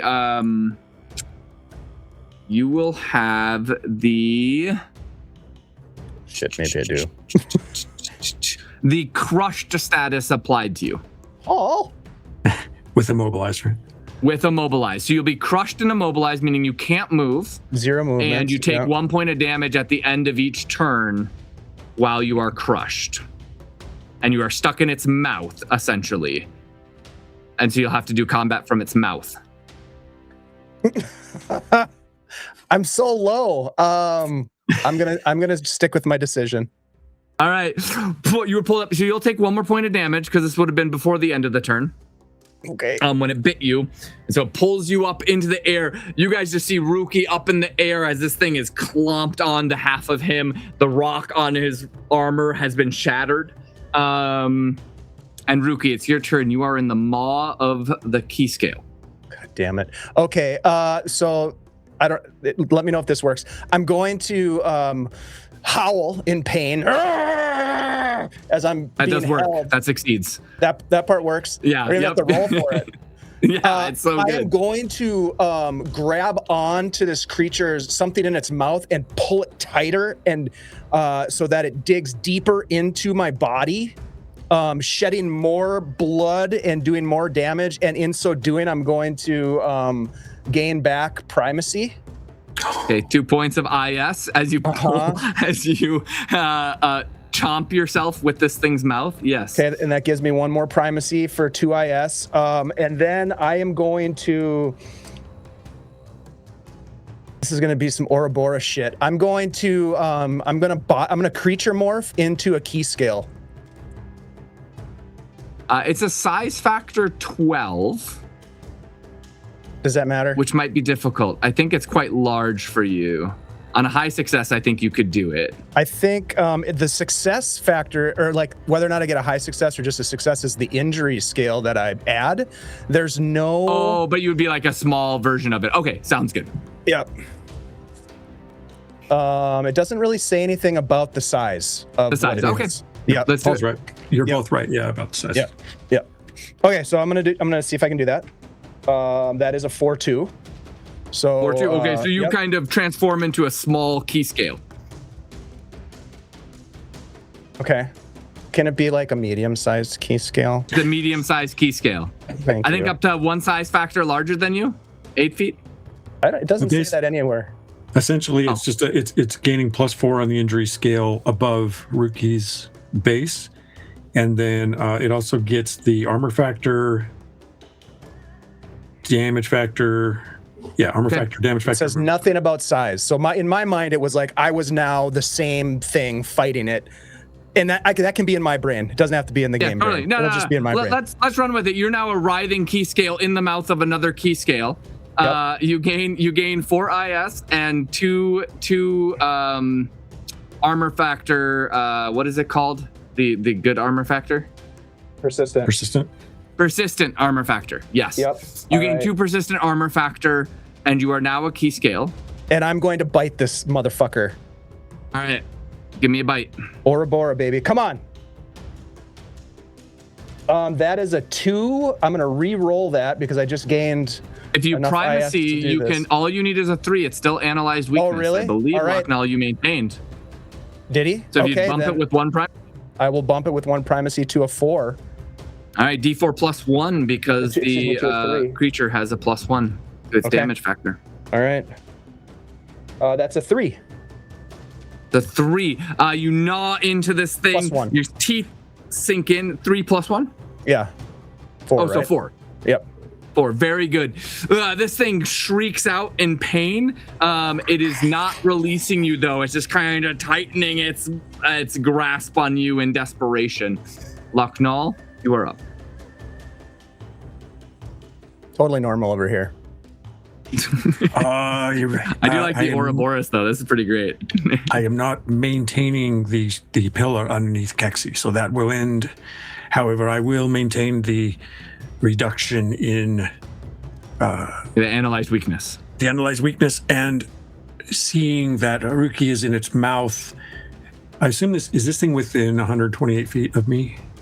Yeah. Okay. I am going to use element, knowing what we were told back in the Lenai village, to try to strengthen the armor on Ruki's body. Okay. I don't know if this reduces the difficulty or just if I succeed, it restores the armor factor. Is that what it does? Oh, yes, of the stone skin. Yes. Yeah. That's what absolutely. Yeah, it could just straight up restore. Yep. That's a 2-3. I'll bump 3 to a 4. 3 to a 4. Okay, so roll another D4. He gains back basically D2 armor. That's a 3. I believe so you get two armor factor back. Get 2 points of armor return on the on the stone armor. Very good. Question, Paul. Yeah. Is this like a key scale wearing like a stone skin armor vest, like sheath kind of thing around it? I believe when you transform, it kind of melds into you. Yeah, I agree. So it probably wouldn't apply at the moment. Yeah, I mean, maybe you could flavor it. You could be like, your scales become almost rocky on the key scale. I think like that's totally cool. All right, cool. Yeah, I love it. Rock plates. Kexy, it is now your turn. I think Kexy, after you maintained and then you, Yeah, maintaining, and that was my action. I'll just dance around on the mud. After having been stunned in the same way that they were before in their fight with the crest scale or key scale, and looking to see Ruki now in its mouth, I don't think that Kexy sees another crest scale. I think it sees the oh my gosh, I can't remember, the roar wing. The roar wing that their friend was. And I think they just shoot forward and try to do what they had failed to do to begin with, which is inhabit this creature and get it to get the fuck off of its friend. All right. Go ahead and make an inhabitation roll.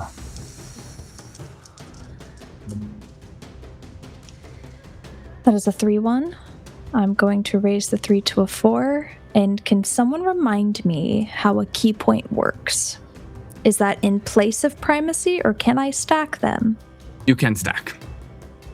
I'm going to use the key point that Pat so lovingly gave me. You might want to wait to turn then that. So you might want to wait to see if it succeeds first. Yeah. I'll wait. You don't want to waste it if they don't succeed the challenge. Yeah. You're gonna need to use it. I'm really good and so yeah. I will. The key point that Pat so lovingly gave me. Yeah, they're rolling pretty good. My D4s roll much better than my D20s. You jump into the key scale, inhabiting it. You feel your jaws crushing down another key scale. You feel terrible. You only gain 2 IS. Because that's all that's remaining in this key scale.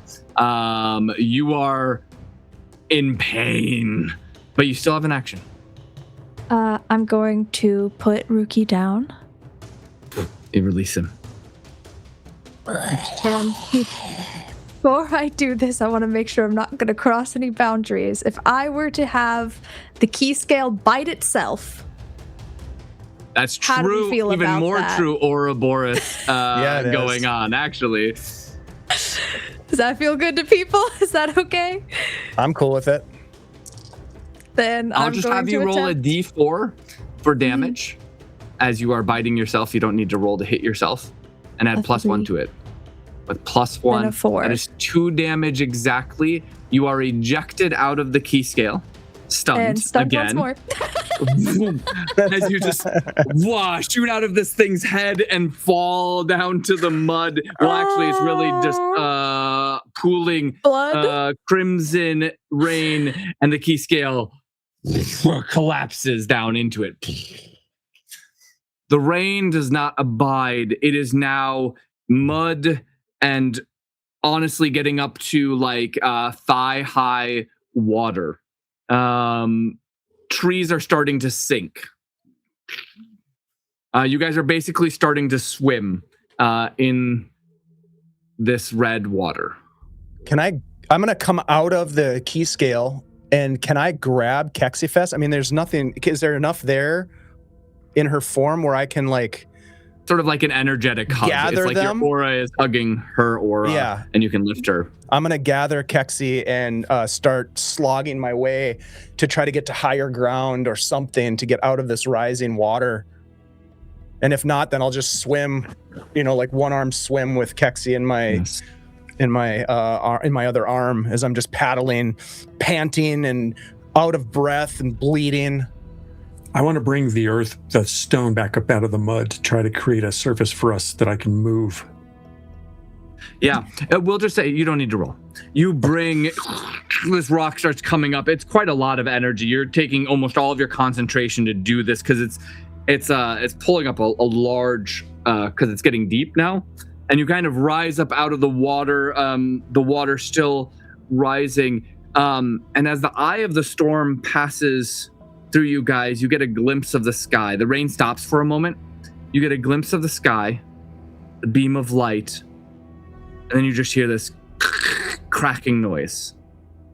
And the sky crystal breaks. And the light dims immediately. And shards, you can just see, it's almost like the sky crystals in multiple locations as shards drift across the heavens, slowly dimming.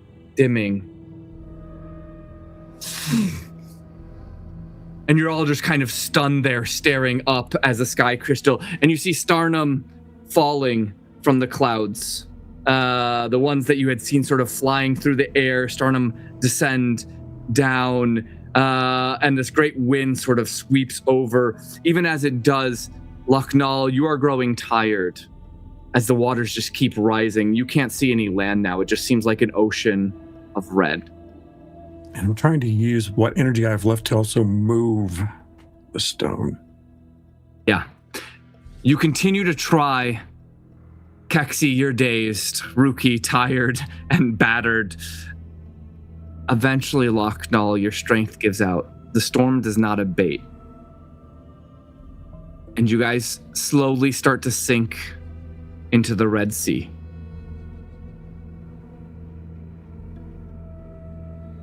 Push against the waves for a moment or a time, but inevitably each of you begin to go under. What are your last thoughts as you begin to drown in the sea?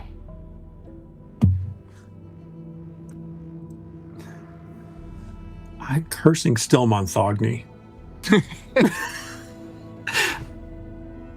That's understandable. I think for Ruki is feeling a familiar disappointment that he has felt in his previous failures that he's had. Seeing this as something that, even though it's not his fault, he should have been able to do better. He should have been able to help his friends. He should have been able to get them out of this. And the last thought that he has is home. He wishes he was home. Kexy. There's a very familiar, bitter feeling that this is unfair, that this isn't how it's supposed to be. The same feeling that they felt when they first came to Nuovarden, the same feeling that they felt when they saw Liselaloso gone, the same feeling that they felt when they found the shard of their memories, and the same feeling that they feel now next to one person that had only come with them due to pure happenstance and having been asked by their leaders, and the one person that had stayed by their side, or more so allowed them to stay by their side through the course of their journeys, no matter how small the amount of time that they had. And it's just the repeating of, this isn't fair, this isn't fair, this isn't how it's supposed to be, this isn't fair. And Kexy, as your energy fades, Lucknall and Ruki, as you gasp in the red crimson sea and start to drown, you feel land underneath your feet rising up. And as the rain stops, and as you kind of come to, you're coughing up water on land, but it is black volcanic disc essentially, and rising up before you, tall, is a shard. The very same shard, Lucknall, you saw in your dream that pulled into the arm of the Starnum, except it's huge and spiring, and there is a door at its base. That's where we'll take our break. You blasphemer. Oh, wow. Wow. The sky crystal shattering? Yeah. Very cool. Ty, seeing your face at that was such a treat. Your expression, I could not look away. Oh my gosh. Wow. All right. We need to take 5, guys. We're gonna do that right now. We'll be back in just a couple minutes. Thank you so much for hanging out with us. Pat Draws, thanks for kicking out a key point for Yeah, our key good point. friend That was Kexy. awesome. That was great. We'll be back in just Especially a couple with of my short Keystone minutes. mind rolls. Dude, you're rolling hot crazy. tonight. Yeah. Stop it. Rolling hot. All right, we'll be back in just a couple minutes. Thanks, everybody.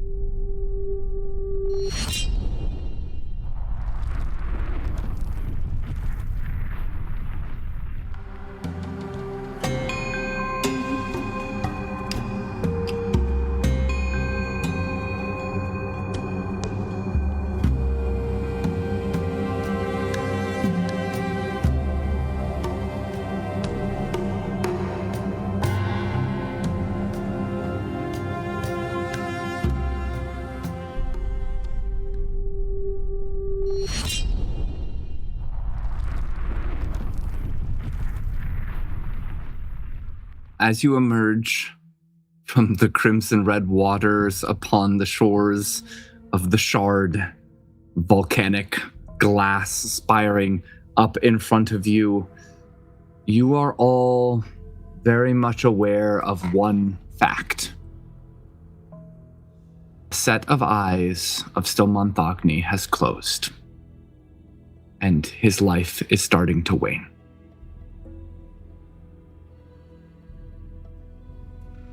Before you looms the volcanic spiring glass shard that you saw Locknall pull into the arm of the Starnum in your dream. But this is many factors times larger than that is. It stretches up high into the sky,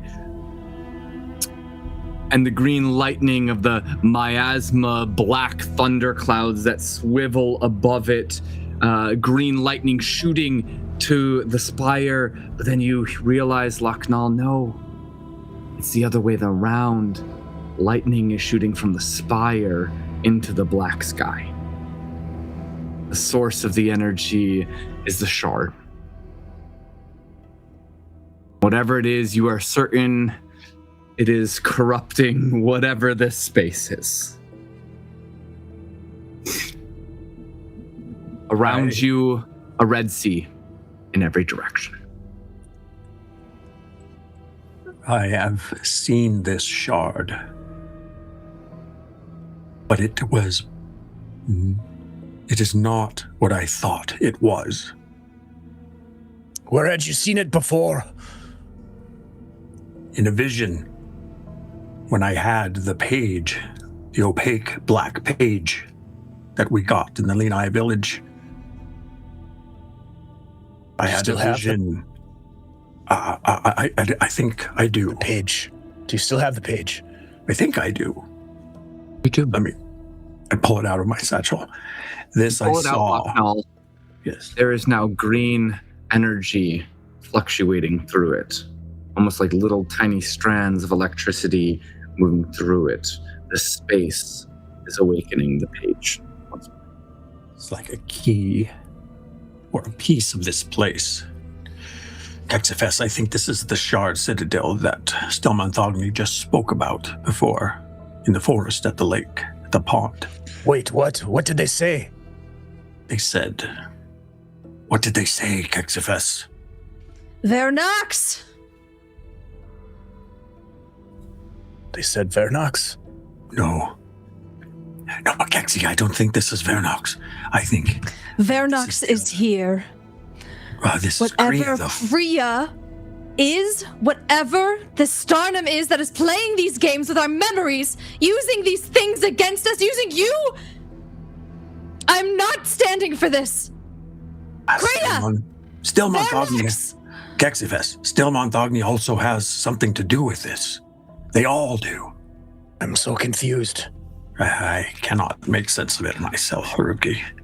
You guys see this sort of flicker near the doorway that leads into the shard. The staticky image of Vernox appears. You have made it.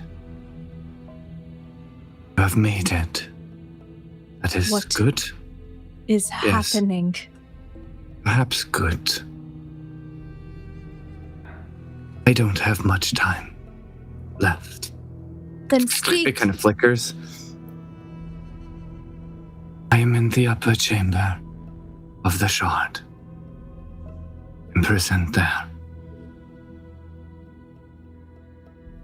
Find me. I can explain it all. I'm too weary to manifest this state any longer. Forgive me. It flickers out. I'll move forward towards the door. And I'll just say to the other two, I believe Stilmanthagni is here as well. Then we must enter. Yes. Kexy, are you okay? No.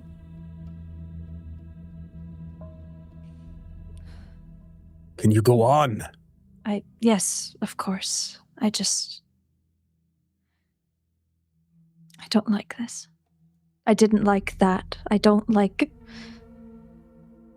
my memories being used against me. I didn't like seeing you in the same position as a dead friend.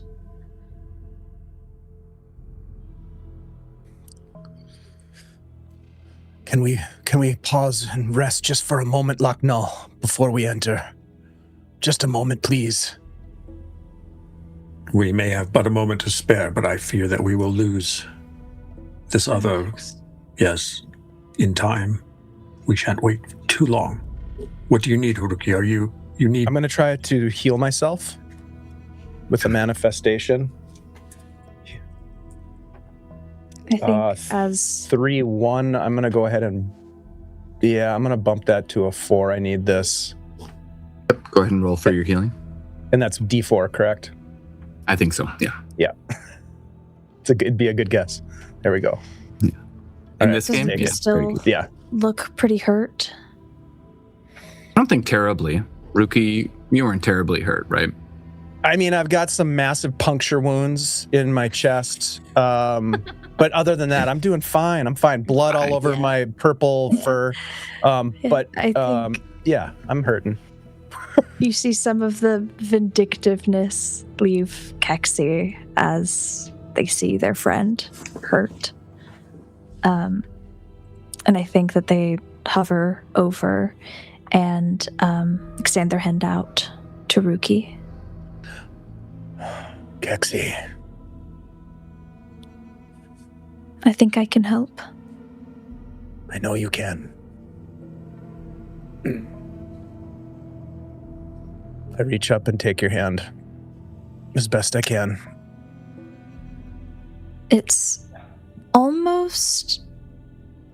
strange in how, as our hands connect, my energy is almost suffused through you. Not in that I am inhabiting you, but that we are occupying the same space. And there is a low hum of a vibration between our essences that begins to ring as I am going to try and do a healing song. Let's do it. 4-2. Or 2.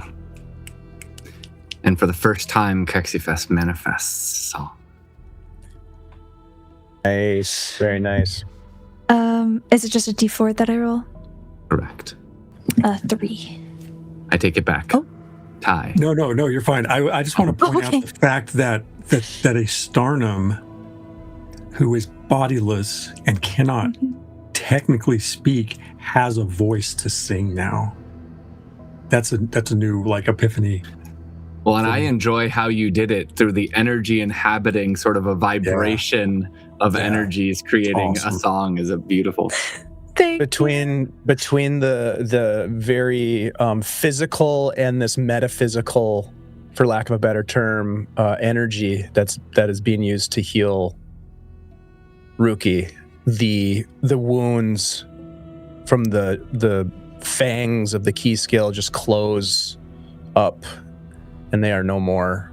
There's still stain on the chest for a little bit of the blood and such, but Kexy, thank you. I'll leave. I hope it is known that I am not angry at either of you. I feel nothing but grateful and appreciative of your presences. I am angry at much more and have been for a long time. We will get through this. We always do. We always prevail. Anything we set our minds to. Anything. Rachel, I have a question for you. Remind me, did I not have a live Sweehu in my satchel again? I think it died. I think it died to first one the... did, but Well, weren't the you first another one did. You still have a live Sweehu. Just another... I bring it out, Kexy. Oh, Kexy, do you wish to inhabit the physical form again? It looks really agitated. It has been in a Yes. bag for a while. I dive into it. Oh, that is way better. Oh, that feels good. Stretching the wings. I have to say, I like how cheerful you get when you have the opportunity to inhabit a physical form. It feels way better. I gotta be real honest, I haven't been in that kind of place in a really long time. I hope to never go there again if we can help it. That would be appreciated. But as Rookie said, we can do anything that we put our minds to. I look to Ruki and I say, I'm sorry. I know that Kexyfess is your friend, but I also forgot how chattery they get in this form. Are you apologizing for my chatteriness? I'm sorry, did you hear that? I prefer. This is the Kexy that I know. What do you, yeah, Well, this is, your demeanor is much uplifted, and we must yet and enter better. the shard. Yes, Okay. Different. different. Are you feeling Make better? your way. I am. Sorry, go ahead. I'm angry, but I am feeling better. Helping others sometimes does that. It feels good. I'm glad. I start moving towards the shard. I will go too. Except I'm going to land on Ruki's shoulder. I miss this. I miss being able to do this. Yes, me too. Yep. That's nice. And together the three of you enter into the shard. It's not so magnificent. I mean, there's no grandeur. You just walk through essentially a maybe 4 foot thick black obsidian archway opening up to an entirely hollow shard, except for a lattice work of winding black obsidian staircase, sometimes jutting out across the entire center, crossing side to side, other times wrapping around in a coil, but it just, with almost no rhyme or reason, the staircase winding up, and up. Small, strange, shard-like creatures crawl upon the sides of the shard walls, some flying across.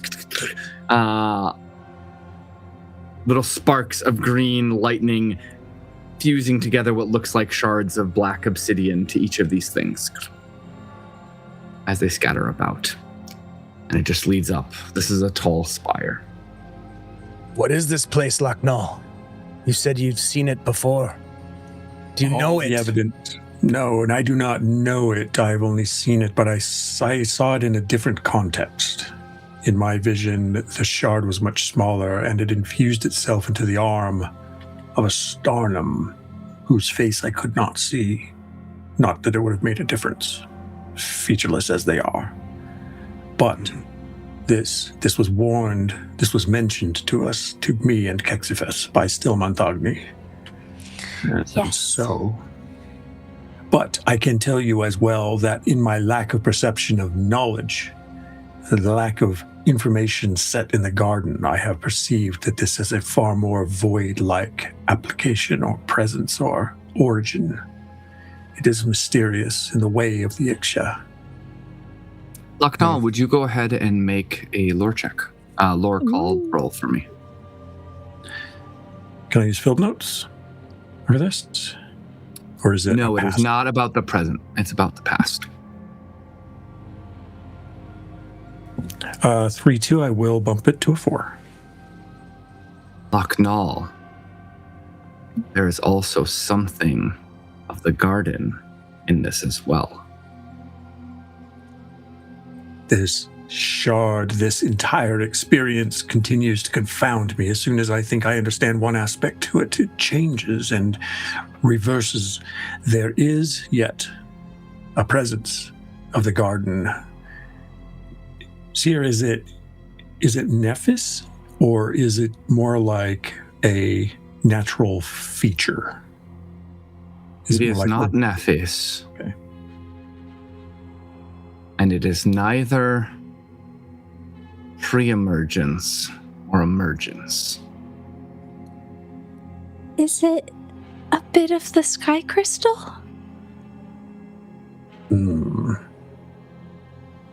Is it energy, Seer? In a way. Perhaps Kexyfess. In fact, Identify it. as this realization pulls around you guys, especially you, Kexy, but Ruki and Locknall as well, you can feel, even as you're standing foot on its ground, there is a tugging at your own life force and energy trying to be absorbed into this structure. I do not Green like the bits of feel of this lightning. place. Are leaping up, kind of tickling at your feet. We should get going. I have that sheaf, that strange sheaf of paper out. Mm-hmm. It's crackling with this energy, right? This green energy. Correct. I take my tattoo stylus and I write Vernox. The whole structure shakes. Vernox turns into red. You see far up above, for a moment, a pulse of energy, pinkish in hue, like a pulse that would come from a sternum exerting energy. There's a chamber somewhere far up above, and you know Vernox is in there. Finally, something about this makes some sense. We have to go. Yes. We should go now. Locknall, remind me, on your page there are written 3 words now: Locknall, Ktyria, and Vernox. Right. Thank I you. hate that I just wanted to you're remember. asking that, and I'm gonna write that. Remind me, friends. At some point, I should add Stilmanthagni's name to the sheaf, but for now, we should climb. And up we'll go, Seer. You begin the ascent up the stairs. The falling of your feet muffled, as it seems that each footstep doesn't vibrate the stone at all, but rather sort of the opposite. You feel your own bodies kind of take the shock of each of your steps, and the stone itself seeming to pull from you, the sort of kinetic force. Each step is weighty. It's heavy. It's like wanting to pull on you. Like gravity is somehow stronger until the moment your foot leaves the surface. It's like a magnetic draw of our own to our own Yes. electrical impulse. But once you're off the ground, there's no draw. It just feels normal. But the moment while your foot is on the ground, it just wants to stick. And that same, every time you are in contact with the surface, that same sort of pulling at your energy, which of course, Kexyfess, you feel this the most. Basically, every footfall of Ruki, you almost feel like you're being pulled to uninhabit. Like your energy, the Suihu seems fine, but you almost seem like you're being pulled for a moment out of the Suihu, and you have to actually like use some consciousness to keep in it. like this. I don't like this at all. And I as have to you be very climb focused. further up this space, 1,000 breaths or so, you're still quite a ways down the lattice work of stairways, especially with the extra force that comes in. You can tell the sort of insectoid shardlings crawling about the space are taking notice. They're starting to move ever so slightly in your direction, the ones flapping beginning to circle. I'd like to analyze them With field through notes? lore. I don't have to use field notes because I'll have to stop. I'm afraid to stop, but I can just do it. Okay. I'll just do it as a straight lore manifestation. Let's do it. 3, I'll bump it to a 4th, so 4-1. Or 1. These creatures are as much a part of the shard. They... How do I explain it?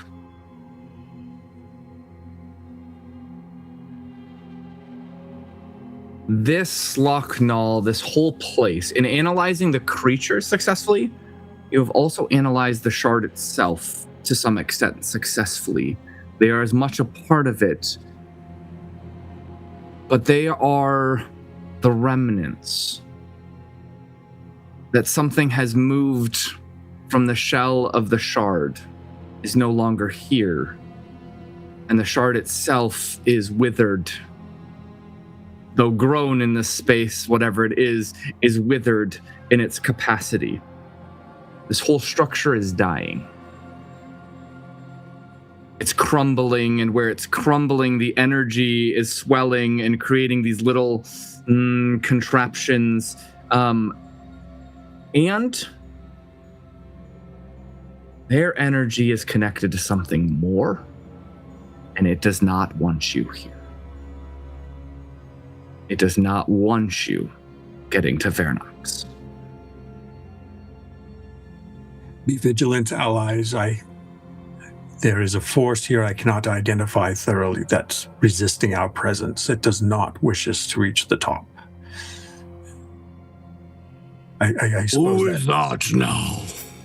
You hear this voice up ahead of you guys, somewhere up above. Voices in such a place.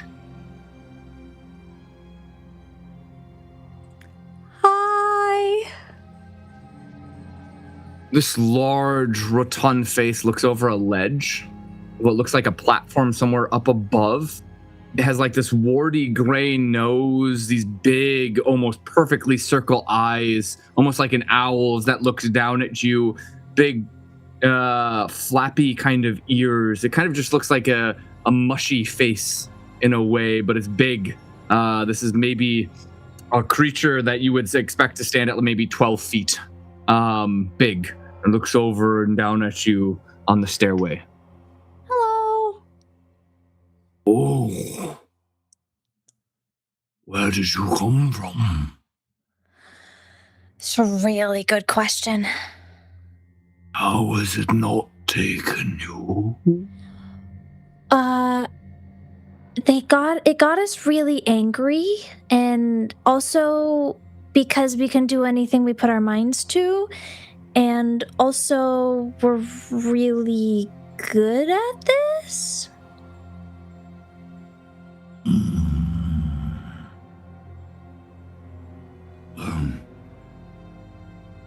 Hurry up here.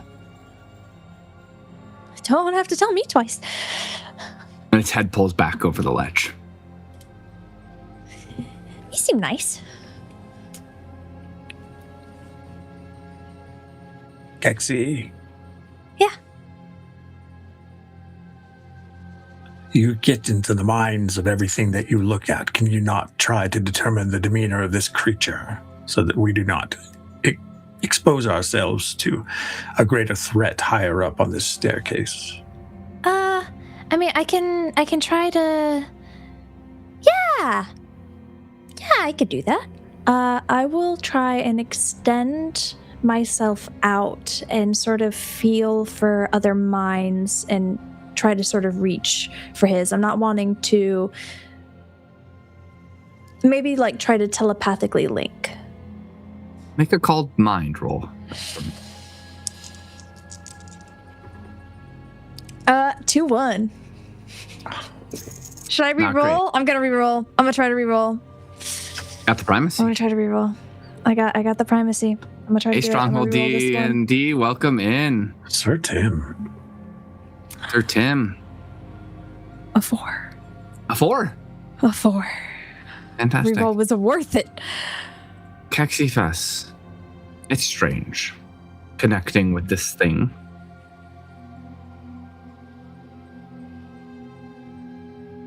You connect for just the briefest moment with the mind of Stilmanthagni to a memory. Memory, well, to a host of memories. A memory of several different things. Art, recalled art in post-emergence of characters, something Alina drew once in the village of Stone Throw, a little goofy-looking character, to creatures, pre-emergent creatures, fantastic in their form, and all of them merged to create this thing. It is peaceful. It is a messenger. It is from Stilmanthagni. It's from Stilmanthagni. That is the most lovely mind I've ever touched. Oh, It is of art and of magnificent creatures, all rolled into one being. what you say I could makes extend it to you. It is beautiful. sense. Why are they in such a dreadful place? I gathered that they're a messenger from Stilmanthagni. Something that they put here.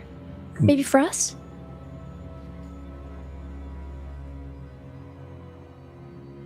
Well, I then want to go talk to it more.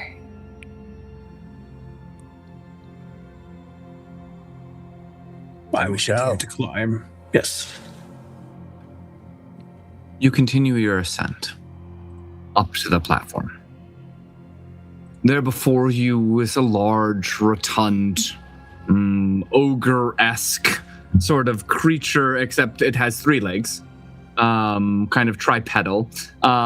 Some of these fantastic beasts you've seen. But yes, it reminds you almost of some sort of childlike drawing. If a child was to draw a monster with a big floppy nose and ears, but made manifest in here. Welcome. Hello. Thank you. What is your name? If you have one. My name. Yes, Stilmanthagni gave me a name. My name. He kind of thinks for a moment. My name is Meads. Meats? Yes, he remembers. He remembers once it was a name like a goat's. At least a name given, a nickname of sorts. Where are It's a you very good from, name. Meads? Have you lived here long? Long, short. Time is irrelevant here. So Stilmanthagni would say. What? It's hard to explain. He could maybe do it. He smiles, his teeth surprisingly, immaculately straight, big, just like basically all molars across, but just like the biggest, nicest grin. It's like the only thing that seems like actual, like very particular. That's so perfect when kids draw little smiles and it's just perfectly. I love this guy. But he...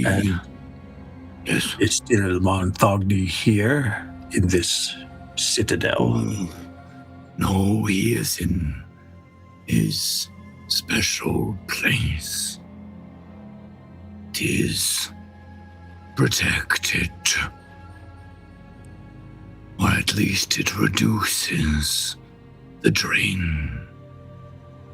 The ever-present nagging and pulling of Ktyria. And who is Ktyria to you? I haven't the foggiest foundational here. Part as Stilmanthagni and Vernox. I wouldn't be without them all. I know that. We can feel Ktyria. Now, Yes. you know it with each More step. and more. But she has left this place. Did she siphon this? In a way, I don't understand it. Vernox. And he looks up with his big droopy eyes. Vernox understands it. Though he is falling apart just like this place. How can we help him? Can we help him? I don't know. I only know I am here for you. For those who are not shardlings. That is my purpose. That is Mead's purpose. Do you have But a I am- message for us? I am small. And soon this place, like everything here, will be taken. And what will become of you? What will you do? Well, I don't know. Become the next thing. And all things here become Ktyria.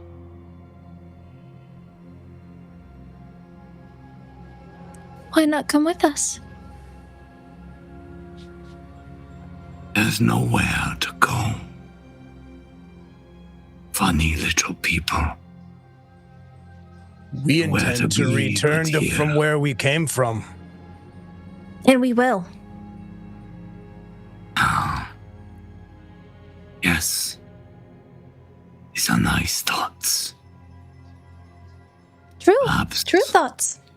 why it does not pull so tightly against you.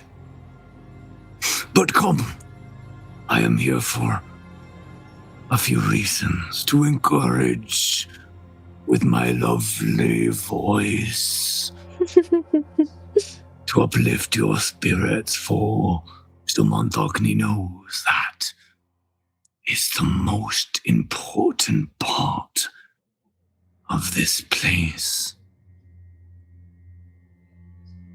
Ruminate on anything too long, and despair finds you. Yeah. Do not despair. Little ones, do not despair. What is, must be. Stilmanthagni wants you to know this. What is to come will come. Yes, little bird. Hi. Do you know if... Sorry, tie breaking got me. Do you happen to know if Ktyria is who created those memories? The memories that we had to share? If Ktyria set up that situation previously that we found ourselves in? To get us to Yes. potentially feel... Yes, okay. And no, Understood. And no. Okay, so not understood. Right. Okay. Is it no because they're part of our memories? So in a way, we had a hand in creating that personal, unfortunate situations that we had to relive.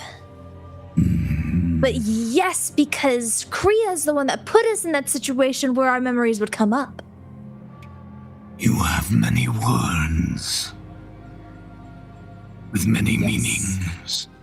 Yes. Vernox is much better at that. Okay. That's a great point. That's a great point, Meads. I lean over to Haruki and say, I am greatly learning the great difference between mind and lore and knowledge.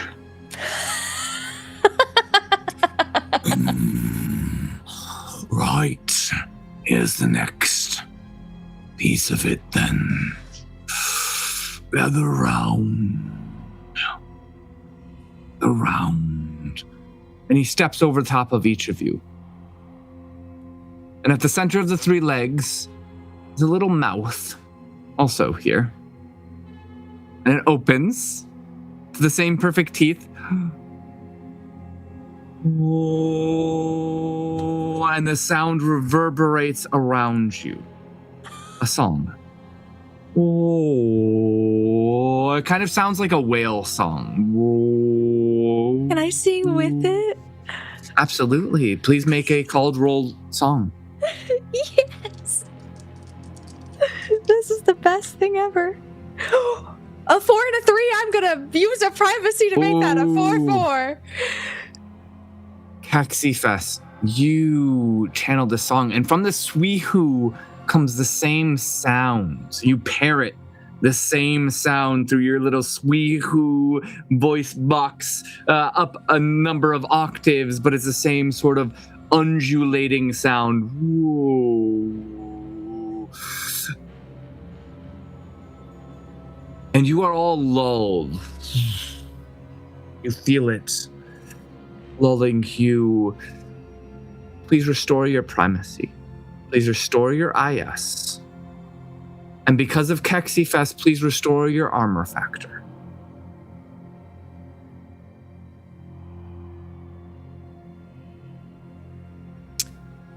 Also, because of Kexyfess and her song, you all will have lucid for your time in this chamber, releasing you from the pull, the ambient pull of the shard, and its draining sort of effect upon you.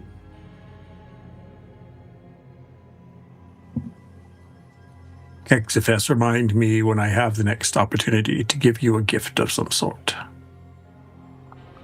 Why? I won't The say gift no. of your song. I've never duetted before. And it stomps over top of you guys, back out in front of you. Right. Now the second thing. Lochnon. In the reflection that Stilmanthagni appeared. Do you possess a page of the sins of Ktyria? I do. I actually have it in my hand here. He knows because your name is upon it. Lochnon, you are exceptionally vulnerable now to Ktyria. And understand you hold something of great power in this place that can alter its fabric. Write in it very carefully and wisely and timely, if such a concept exists. Thank you, Meads. understand, and in keeping with this entire experience, do not understand. It all... Vernox can tell you more. Thank you. And my final gift... He kind of rotates his legs. The mouth underneath him coughs out this glob of phlegm onto the ground. Oh. You're welcome. And he steps aside. I'm gonna It's fly black towards and it. tarry. Let me analyze that before you touch it, Kexyfess. You should know better, but I know you do not. It came from me. It can't be bad. That's a 3-3. I'm going to have to spin it. Well, I got my privacy back, so... You got it back, you got it back. 3-4. 3-4. It's not the phlegm, thank God.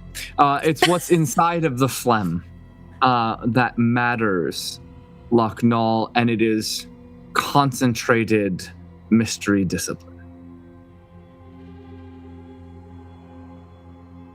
This is somehow connected with the void. There is accessibility here. How Do is I it understand used? how it works? Yeah. Is it... Once you retrieve it out of the phlegm, you'll understand it much better. And I mean, retrieving it out of the phlegm, is it like removing... What's I'm the diving texture? in. Yeah, it's kind of like tar. It's kind of like this black tarry substance glomming onto the ground. But I mean, it's liquid and snotty in its consistency, yeah. But if whoever reaches in... Kexy's Oh, diving. Kexyfess. I'm gonna look Okay, like Kexy, one of you those just start with your oil-ridden little ducks. squeehoo wings. You're kind of getting buried in the phlegm a bit because you're not very large, but with enough fluffing of your feathers and shimmering about, you pull out a small talisman, a necklace, and there is this perfect kind of like mother of pearl sphere on this necklace. And Locknall, you instantly know this is not from Nuovarden. This is from another realm entirely. Do I recognize it? And most importantly, Locknall, it opens a doorway, a planar doorway. Can I attempt to find out to where? Yes. I will have you make a called rolled mystery. Okay. That is a 4-2. Or two. It opens to Nuovarden.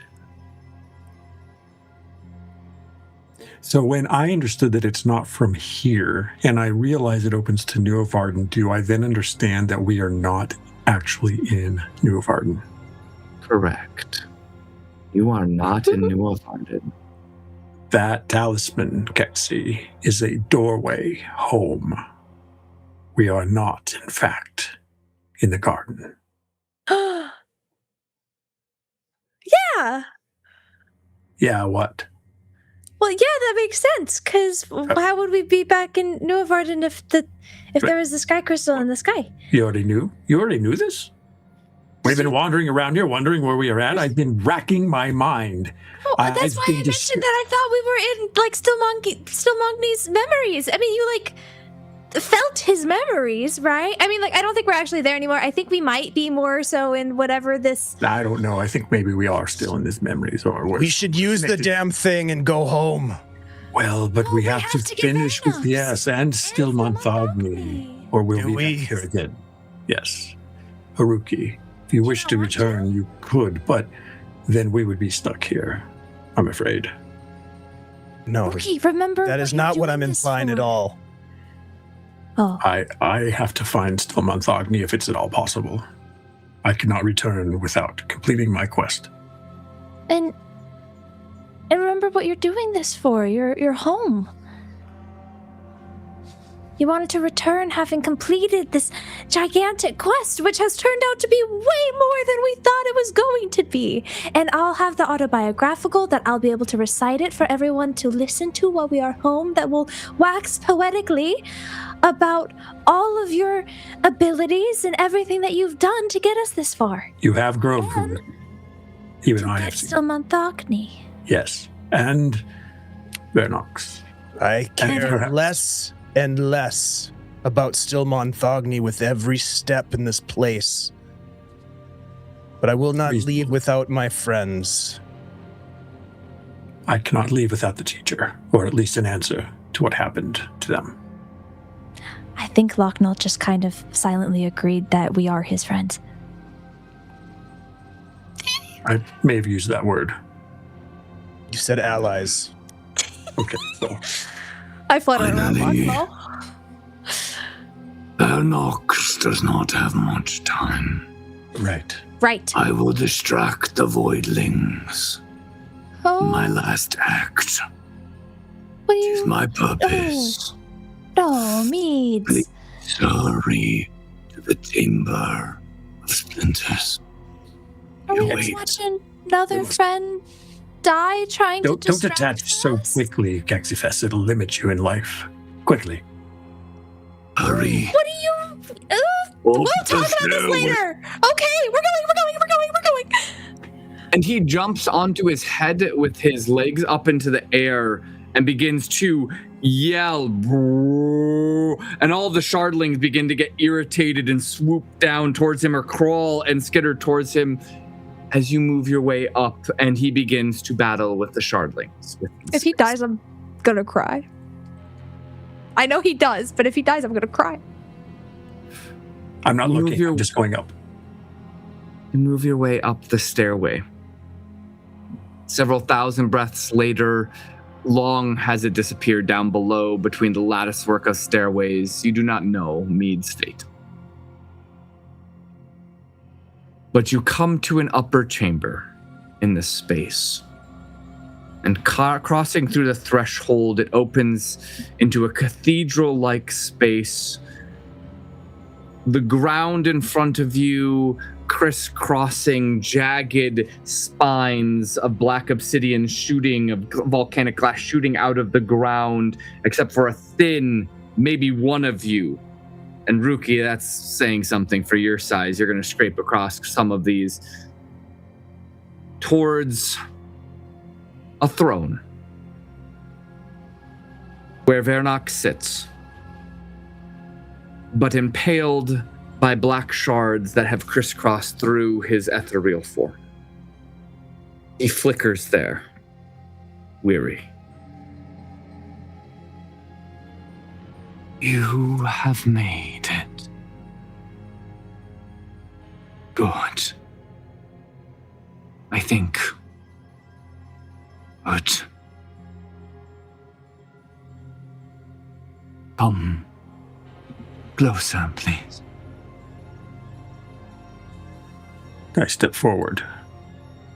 You approach through the narrow pathway out towards the throne, a couple stairways leading up. Ruki, do you follow? Absolutely.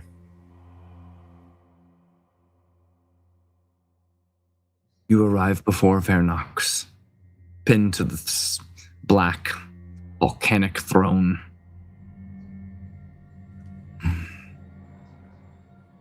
I don't have much left. But I know you have questions.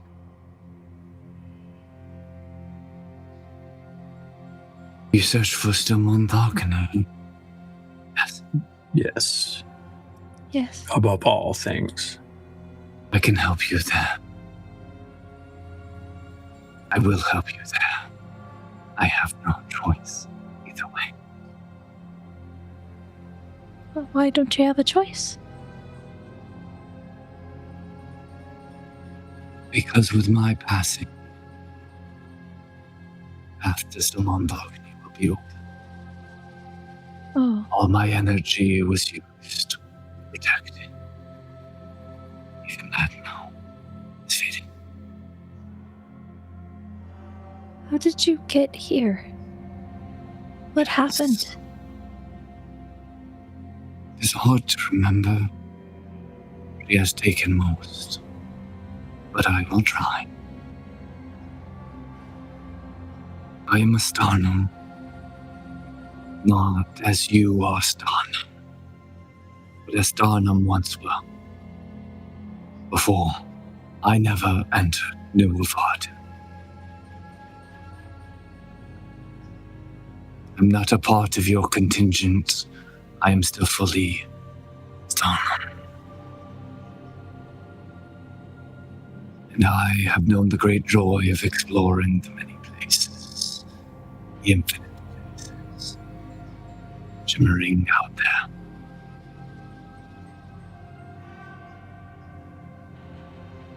At some point, crossing through the void, in between places, as I love to do, I sensed it, something in the void, wedged there, stuck like a splinter in flesh. I became fascinated by it. It pulled at me, at my curiosity. We Starnum are ever curious. We love to explore, we love to see and revel in all the many things. And in that curiosity, I suppose, you're foolish. But I became fascinated by what lies in the void.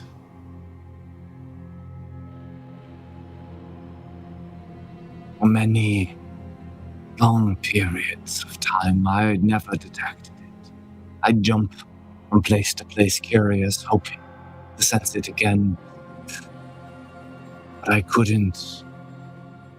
But I prepared myself for if I should. That maybe I could stop mid-jump, stop in the threshold between two places. That space between the void, between two dimensions, two realms. If I sensed it again, perhaps I could reach into it, grab it, or see it, or understand it.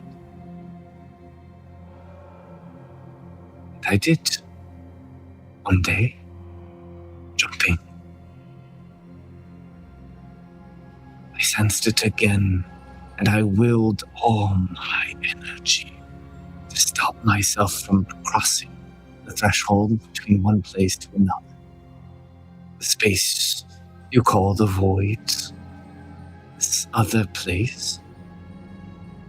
I could not see it, I could not hear it, but it pulled at my energy and I reached for it. And I grabbed hold of it. A funny little shard, dark as the void.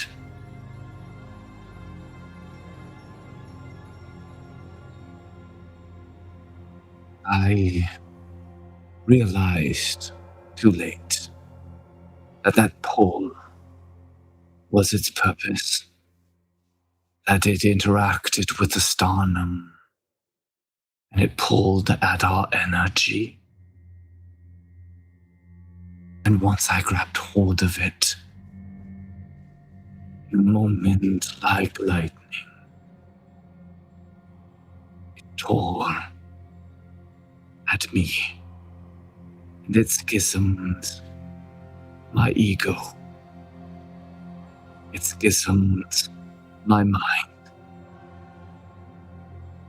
I am only half of what Vernox was. I understand that now. Or it took the other half. Not that it became me. No, it used it as a template, as a guide. But it too gained an ego when it drew from my energy. It pulled from me a name name I once knew, but it took every last strand of memory of that name. It called itself Ktyria. I know not who Ktyria was before Ktyria became who Ktyria was. The Vernox. I know not anymore, but someone significant, perhaps. Perhaps.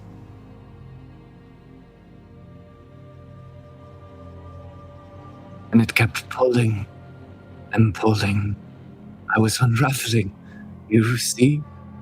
And I am terrified of dying, of losing my energy. I was desperate. So I leapt through the gate. You understand, I leapt through it to a place known as Lucentia.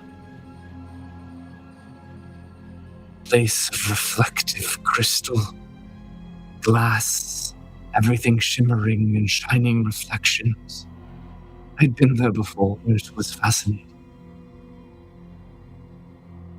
But I was desperate. The crystal was inside my energy. It was drawing from it. I felt myself diminishing. I became confused in Lucentia. It is all mirrors.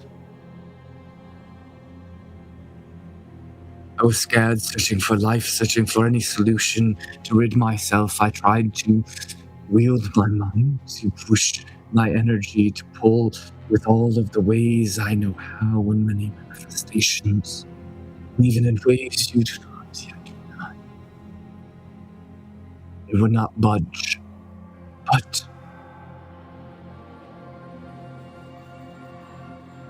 the piece of it fell from me into the mirrored place. And I thought maybe if I jump again, if I move to another place, maybe this weakens it. Maybe this breaks it up inside of me. So I began to open thresholds. Only in the place of Lucentia, everything is a reflection. And I would try to drop through a doorway only to run into a crystal wall. And so I would open another and another wall, and I became desperate. I became delirious as it drained me. And I just opened and opened and opened until I fell through a gateway into a cold place atop a tall mountain where there was a creature, a thing, but its mind blank, completely without thought. So I leapt into it. I did not realize what I was doing. I did not realize what I carried with me. I leapt into the mind blank of Stilmanthagni because his mind was dwelling upon the very substance of Nephis. And I invited Ktyria into both spaces. An energy that it could draw upon. And in so doing, we birthed this place. You are in Nephis, and you are not. You are in a dimension, pocket within it. Something new, something within the mind of Stilmanthagni.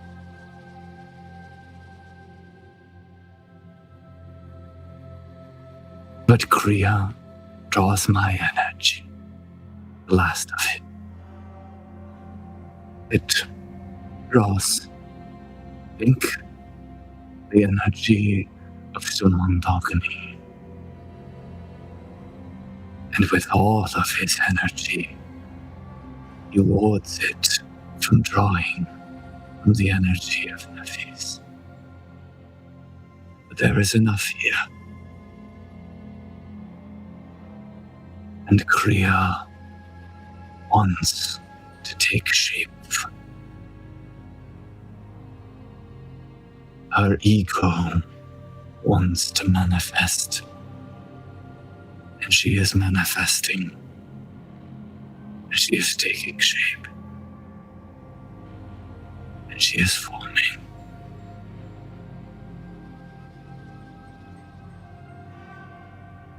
The heartbeat. And I am weary.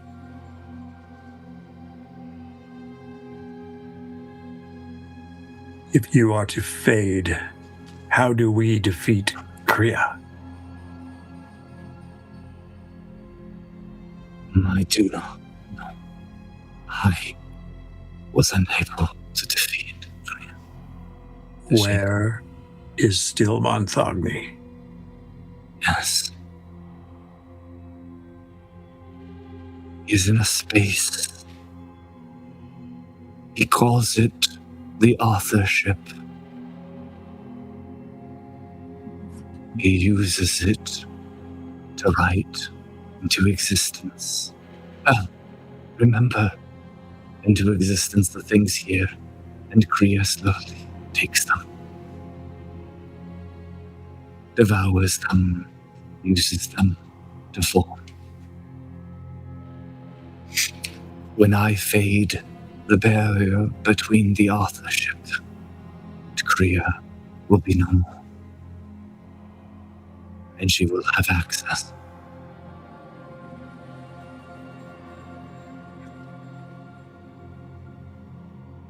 How do You we... will have access.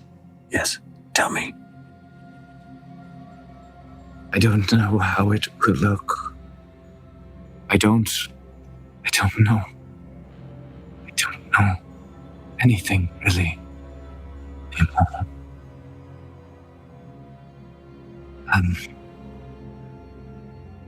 Will be a path. It will open. It is only one path. He has made sure of it. He knew you were coming. Someone would come, he said. He had faith, he had hope. I had no hope. I have no hope.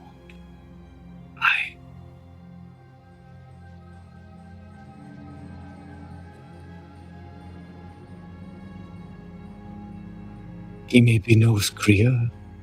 He has ruminated. Ktyria. He is still ruminating.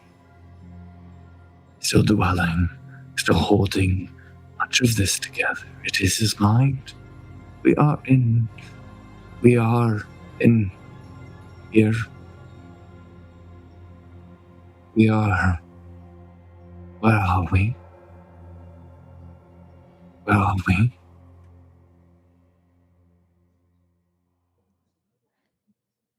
Can I try to do a bit of what I did with Ruki? Not in a way of trying to keep him together, but in a way of offering some sort of relief. With song or with mind?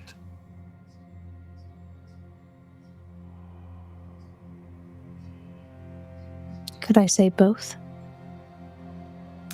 I'll make you choose one at first. You can try the other after. Then I'll go mind. Go ahead and make a called roll.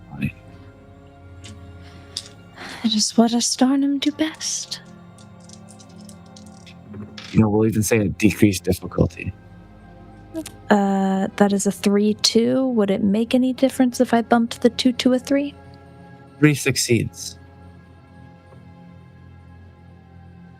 You touch into his mind. There is almost nothing there. It is disappearing rapidly. In Kexyfess, you feel it pulling and pulling you, and a red light begins to emerge. You see a flower unfurling, and you know its petals crimson, red, unfurling, and you know what is in that flower is Ktyria, and Ktyria sees you, Kexyfess. I need you to make another called. I need you to make a challenge roll, mind. That got scary really fast. A 3 that I will bump to a 4. Kexy, in your mind, you feel something tug and you begin to recite what Vernox said to you. My mind is a blade, and it starts to fade. You can't remember the words, but you push back against it, and you remember, and you hold on to it, but you feel Ktyria pulling. Even that, a memory of the host trying to be yanked from you. Vernox is literally being erased, completely removed from existence. I'm going to pull Siphoned back. into Ktyria. You pull out. You are shaken. I'm sorry, friends. Friends, who are you? Have you come for some reason? There is a reason. Vernox. Can't remember it anymore. Vernox. Do not No. worry yourself, friend, any longer. You are Your memory weary, will be with me. and it is time for you to rest. I am Vernox. I am I.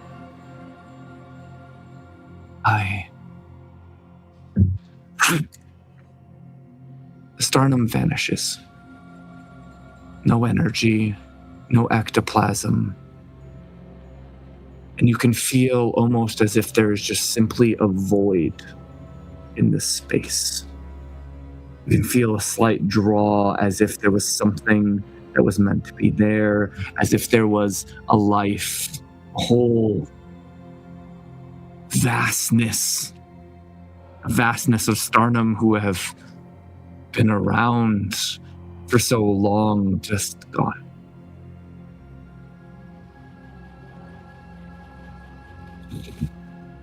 And you feel the structure shake as cracks move through the volcanic glass. I'm going to take out the page and I'm going to write Stilmanthagni's name on it. You write Stilmanthagni's name. As you write it, the cracks to your right-hand side form in the shape of a doorway. And the crystal volcanic glass breaks, turning into black dust, even as you see the roof and the ceiling starting to collapse. Go through the doorway now. This isn't fair. We must go. Doorway. I start moving through. You run and you can see through the doorway there is a placid lake surrounded by trees. It's like as if on the other side of this there's just a whole landscape, as if this wasn't a tower whatsoever. And as you move through the doorway, you feel in your heart something very true. The second set of eyes of Stilmanthagni close, and he is drawn towards his end. And that is where we will conclude tonight. Sick backstory. This is incredible. Oh my gosh. What a terror that Vernox went through. Horrific. Yeah. All the way right up to the end. Kexyfess being shaken is an understatement. That was great, Oh Paul. my god. That was really cool. Very, very cool. I took so many notes. Edge of the seat on that one for sure. Oh my gosh.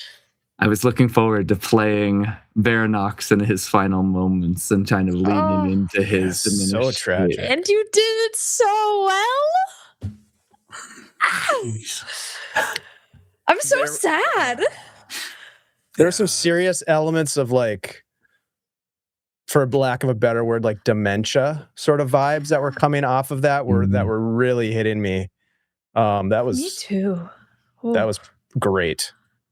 That was great. Awesome characterization. Yeah, really good.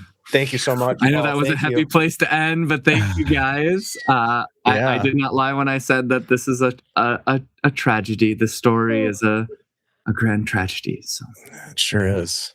It's a good story, though. Really good.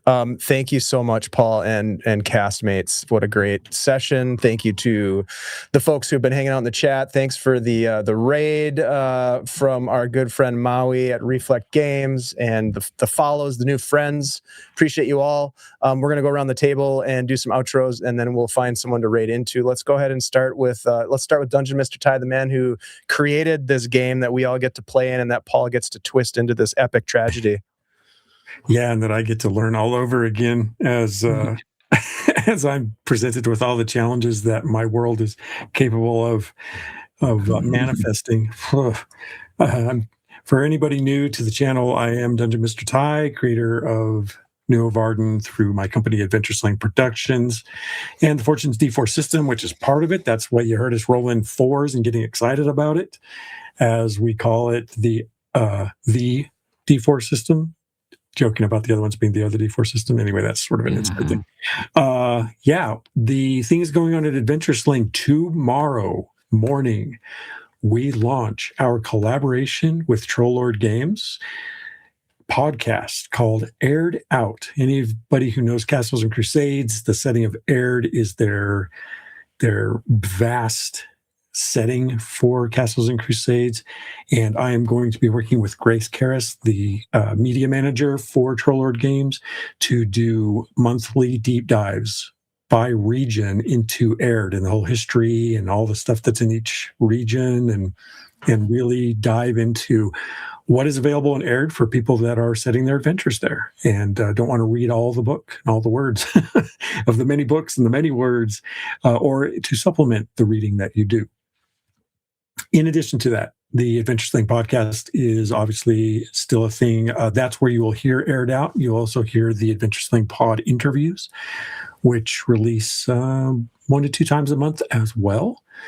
The Chronicles of Nephis, which is the other full podcast, is started off as a solo play, dramatic storytelling in Nuovarden, and then picked up the Bridgeway trilogy, the actual play converted to podcast, and that is releasing every 2 weeks, and we're nearing the end of those releases all the way through the epilogue with Felavae, and then we'll see what we do with it next from there.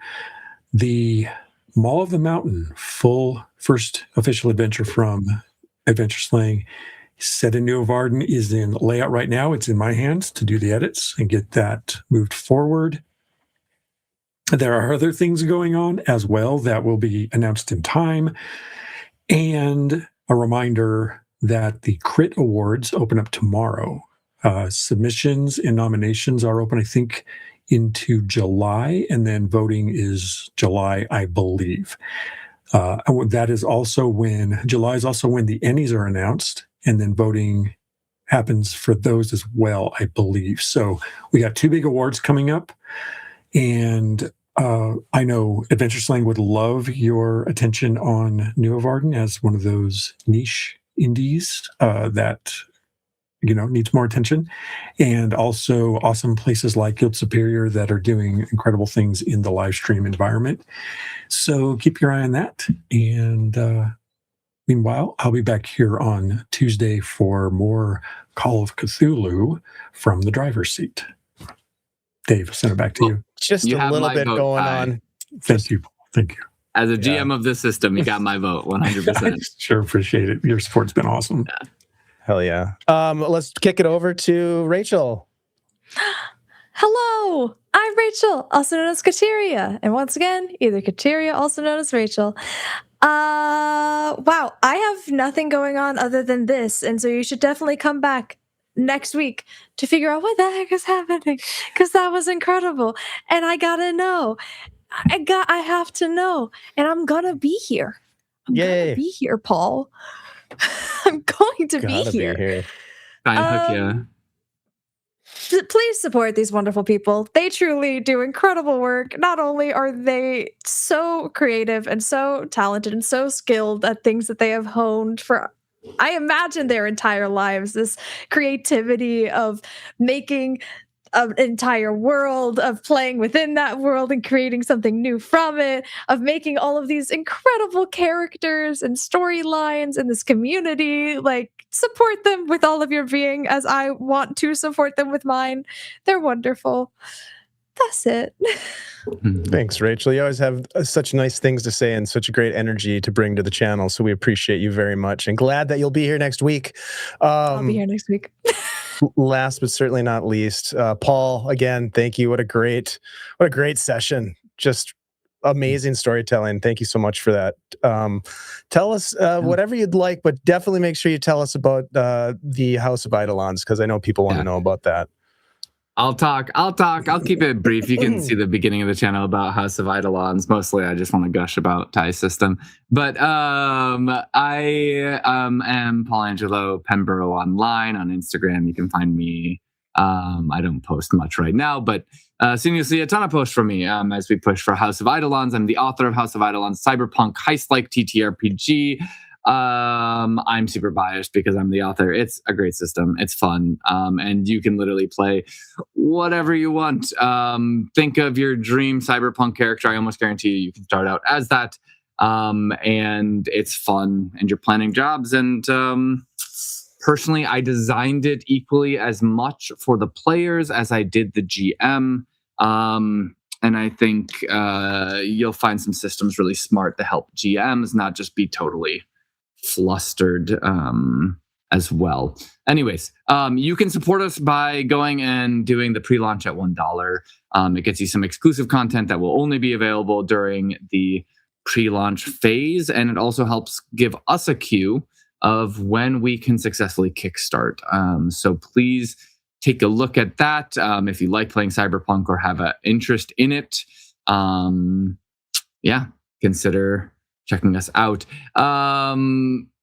Thank you, Ty. This is a great system. I love your system. I think one of the genius of your system is this manifestation, which allows you to really just play and allows players to think critically and just sort of dream how they want to use things, but gives a strong enough container to keep it within. But I think that what you have with Nuovarden, to everybody out there, if you need reason to vote for it at the Crit Awards, is that it is a system that you can explore these really sort of new stories that really have a hard time being told in other settings, because it creates a very unique young world vibe, and because there's so much possibility for the players. Yeah, you can just really go wild. And I think there's a lot of stories needing to be told in this world, a lot of adventures needing to be had in it. And it has been an absolute joy to create this story in it and bring these players through. So you're telling it's great. Crazy good story, and your support and just those words. Thank you, Paul. I mean, you're a game creator. You know what it takes and what goes into it, and so that's high praise. And I'm very grateful, and I can't wait to see you at Gary Con next year, if not before. Yeah, definitely. What a great night of creativity, you guys. This has been really wonderful. Thank you for all that has happened here tonight. And we're going to sign off and say adieu for now. We have a lot going on Guild Superior, as mentioned previously, including this Saturday. We'll be back with GM Shiv for our Simbaroom game, the 3-parter, part 2 on Saturday. You can find out more information on our Blue Sky about that, or over at our Discord. We also will be back, as Ty said, on Tuesday with some more Call of Cthulhu and more games coming in the future. So stay tuned and stay connected, and send out some positive ripples into the world over the next couple of days, because we need it now more than ever. And you can make a difference 100%. Thanks a lot, everybody. We'll see you next time.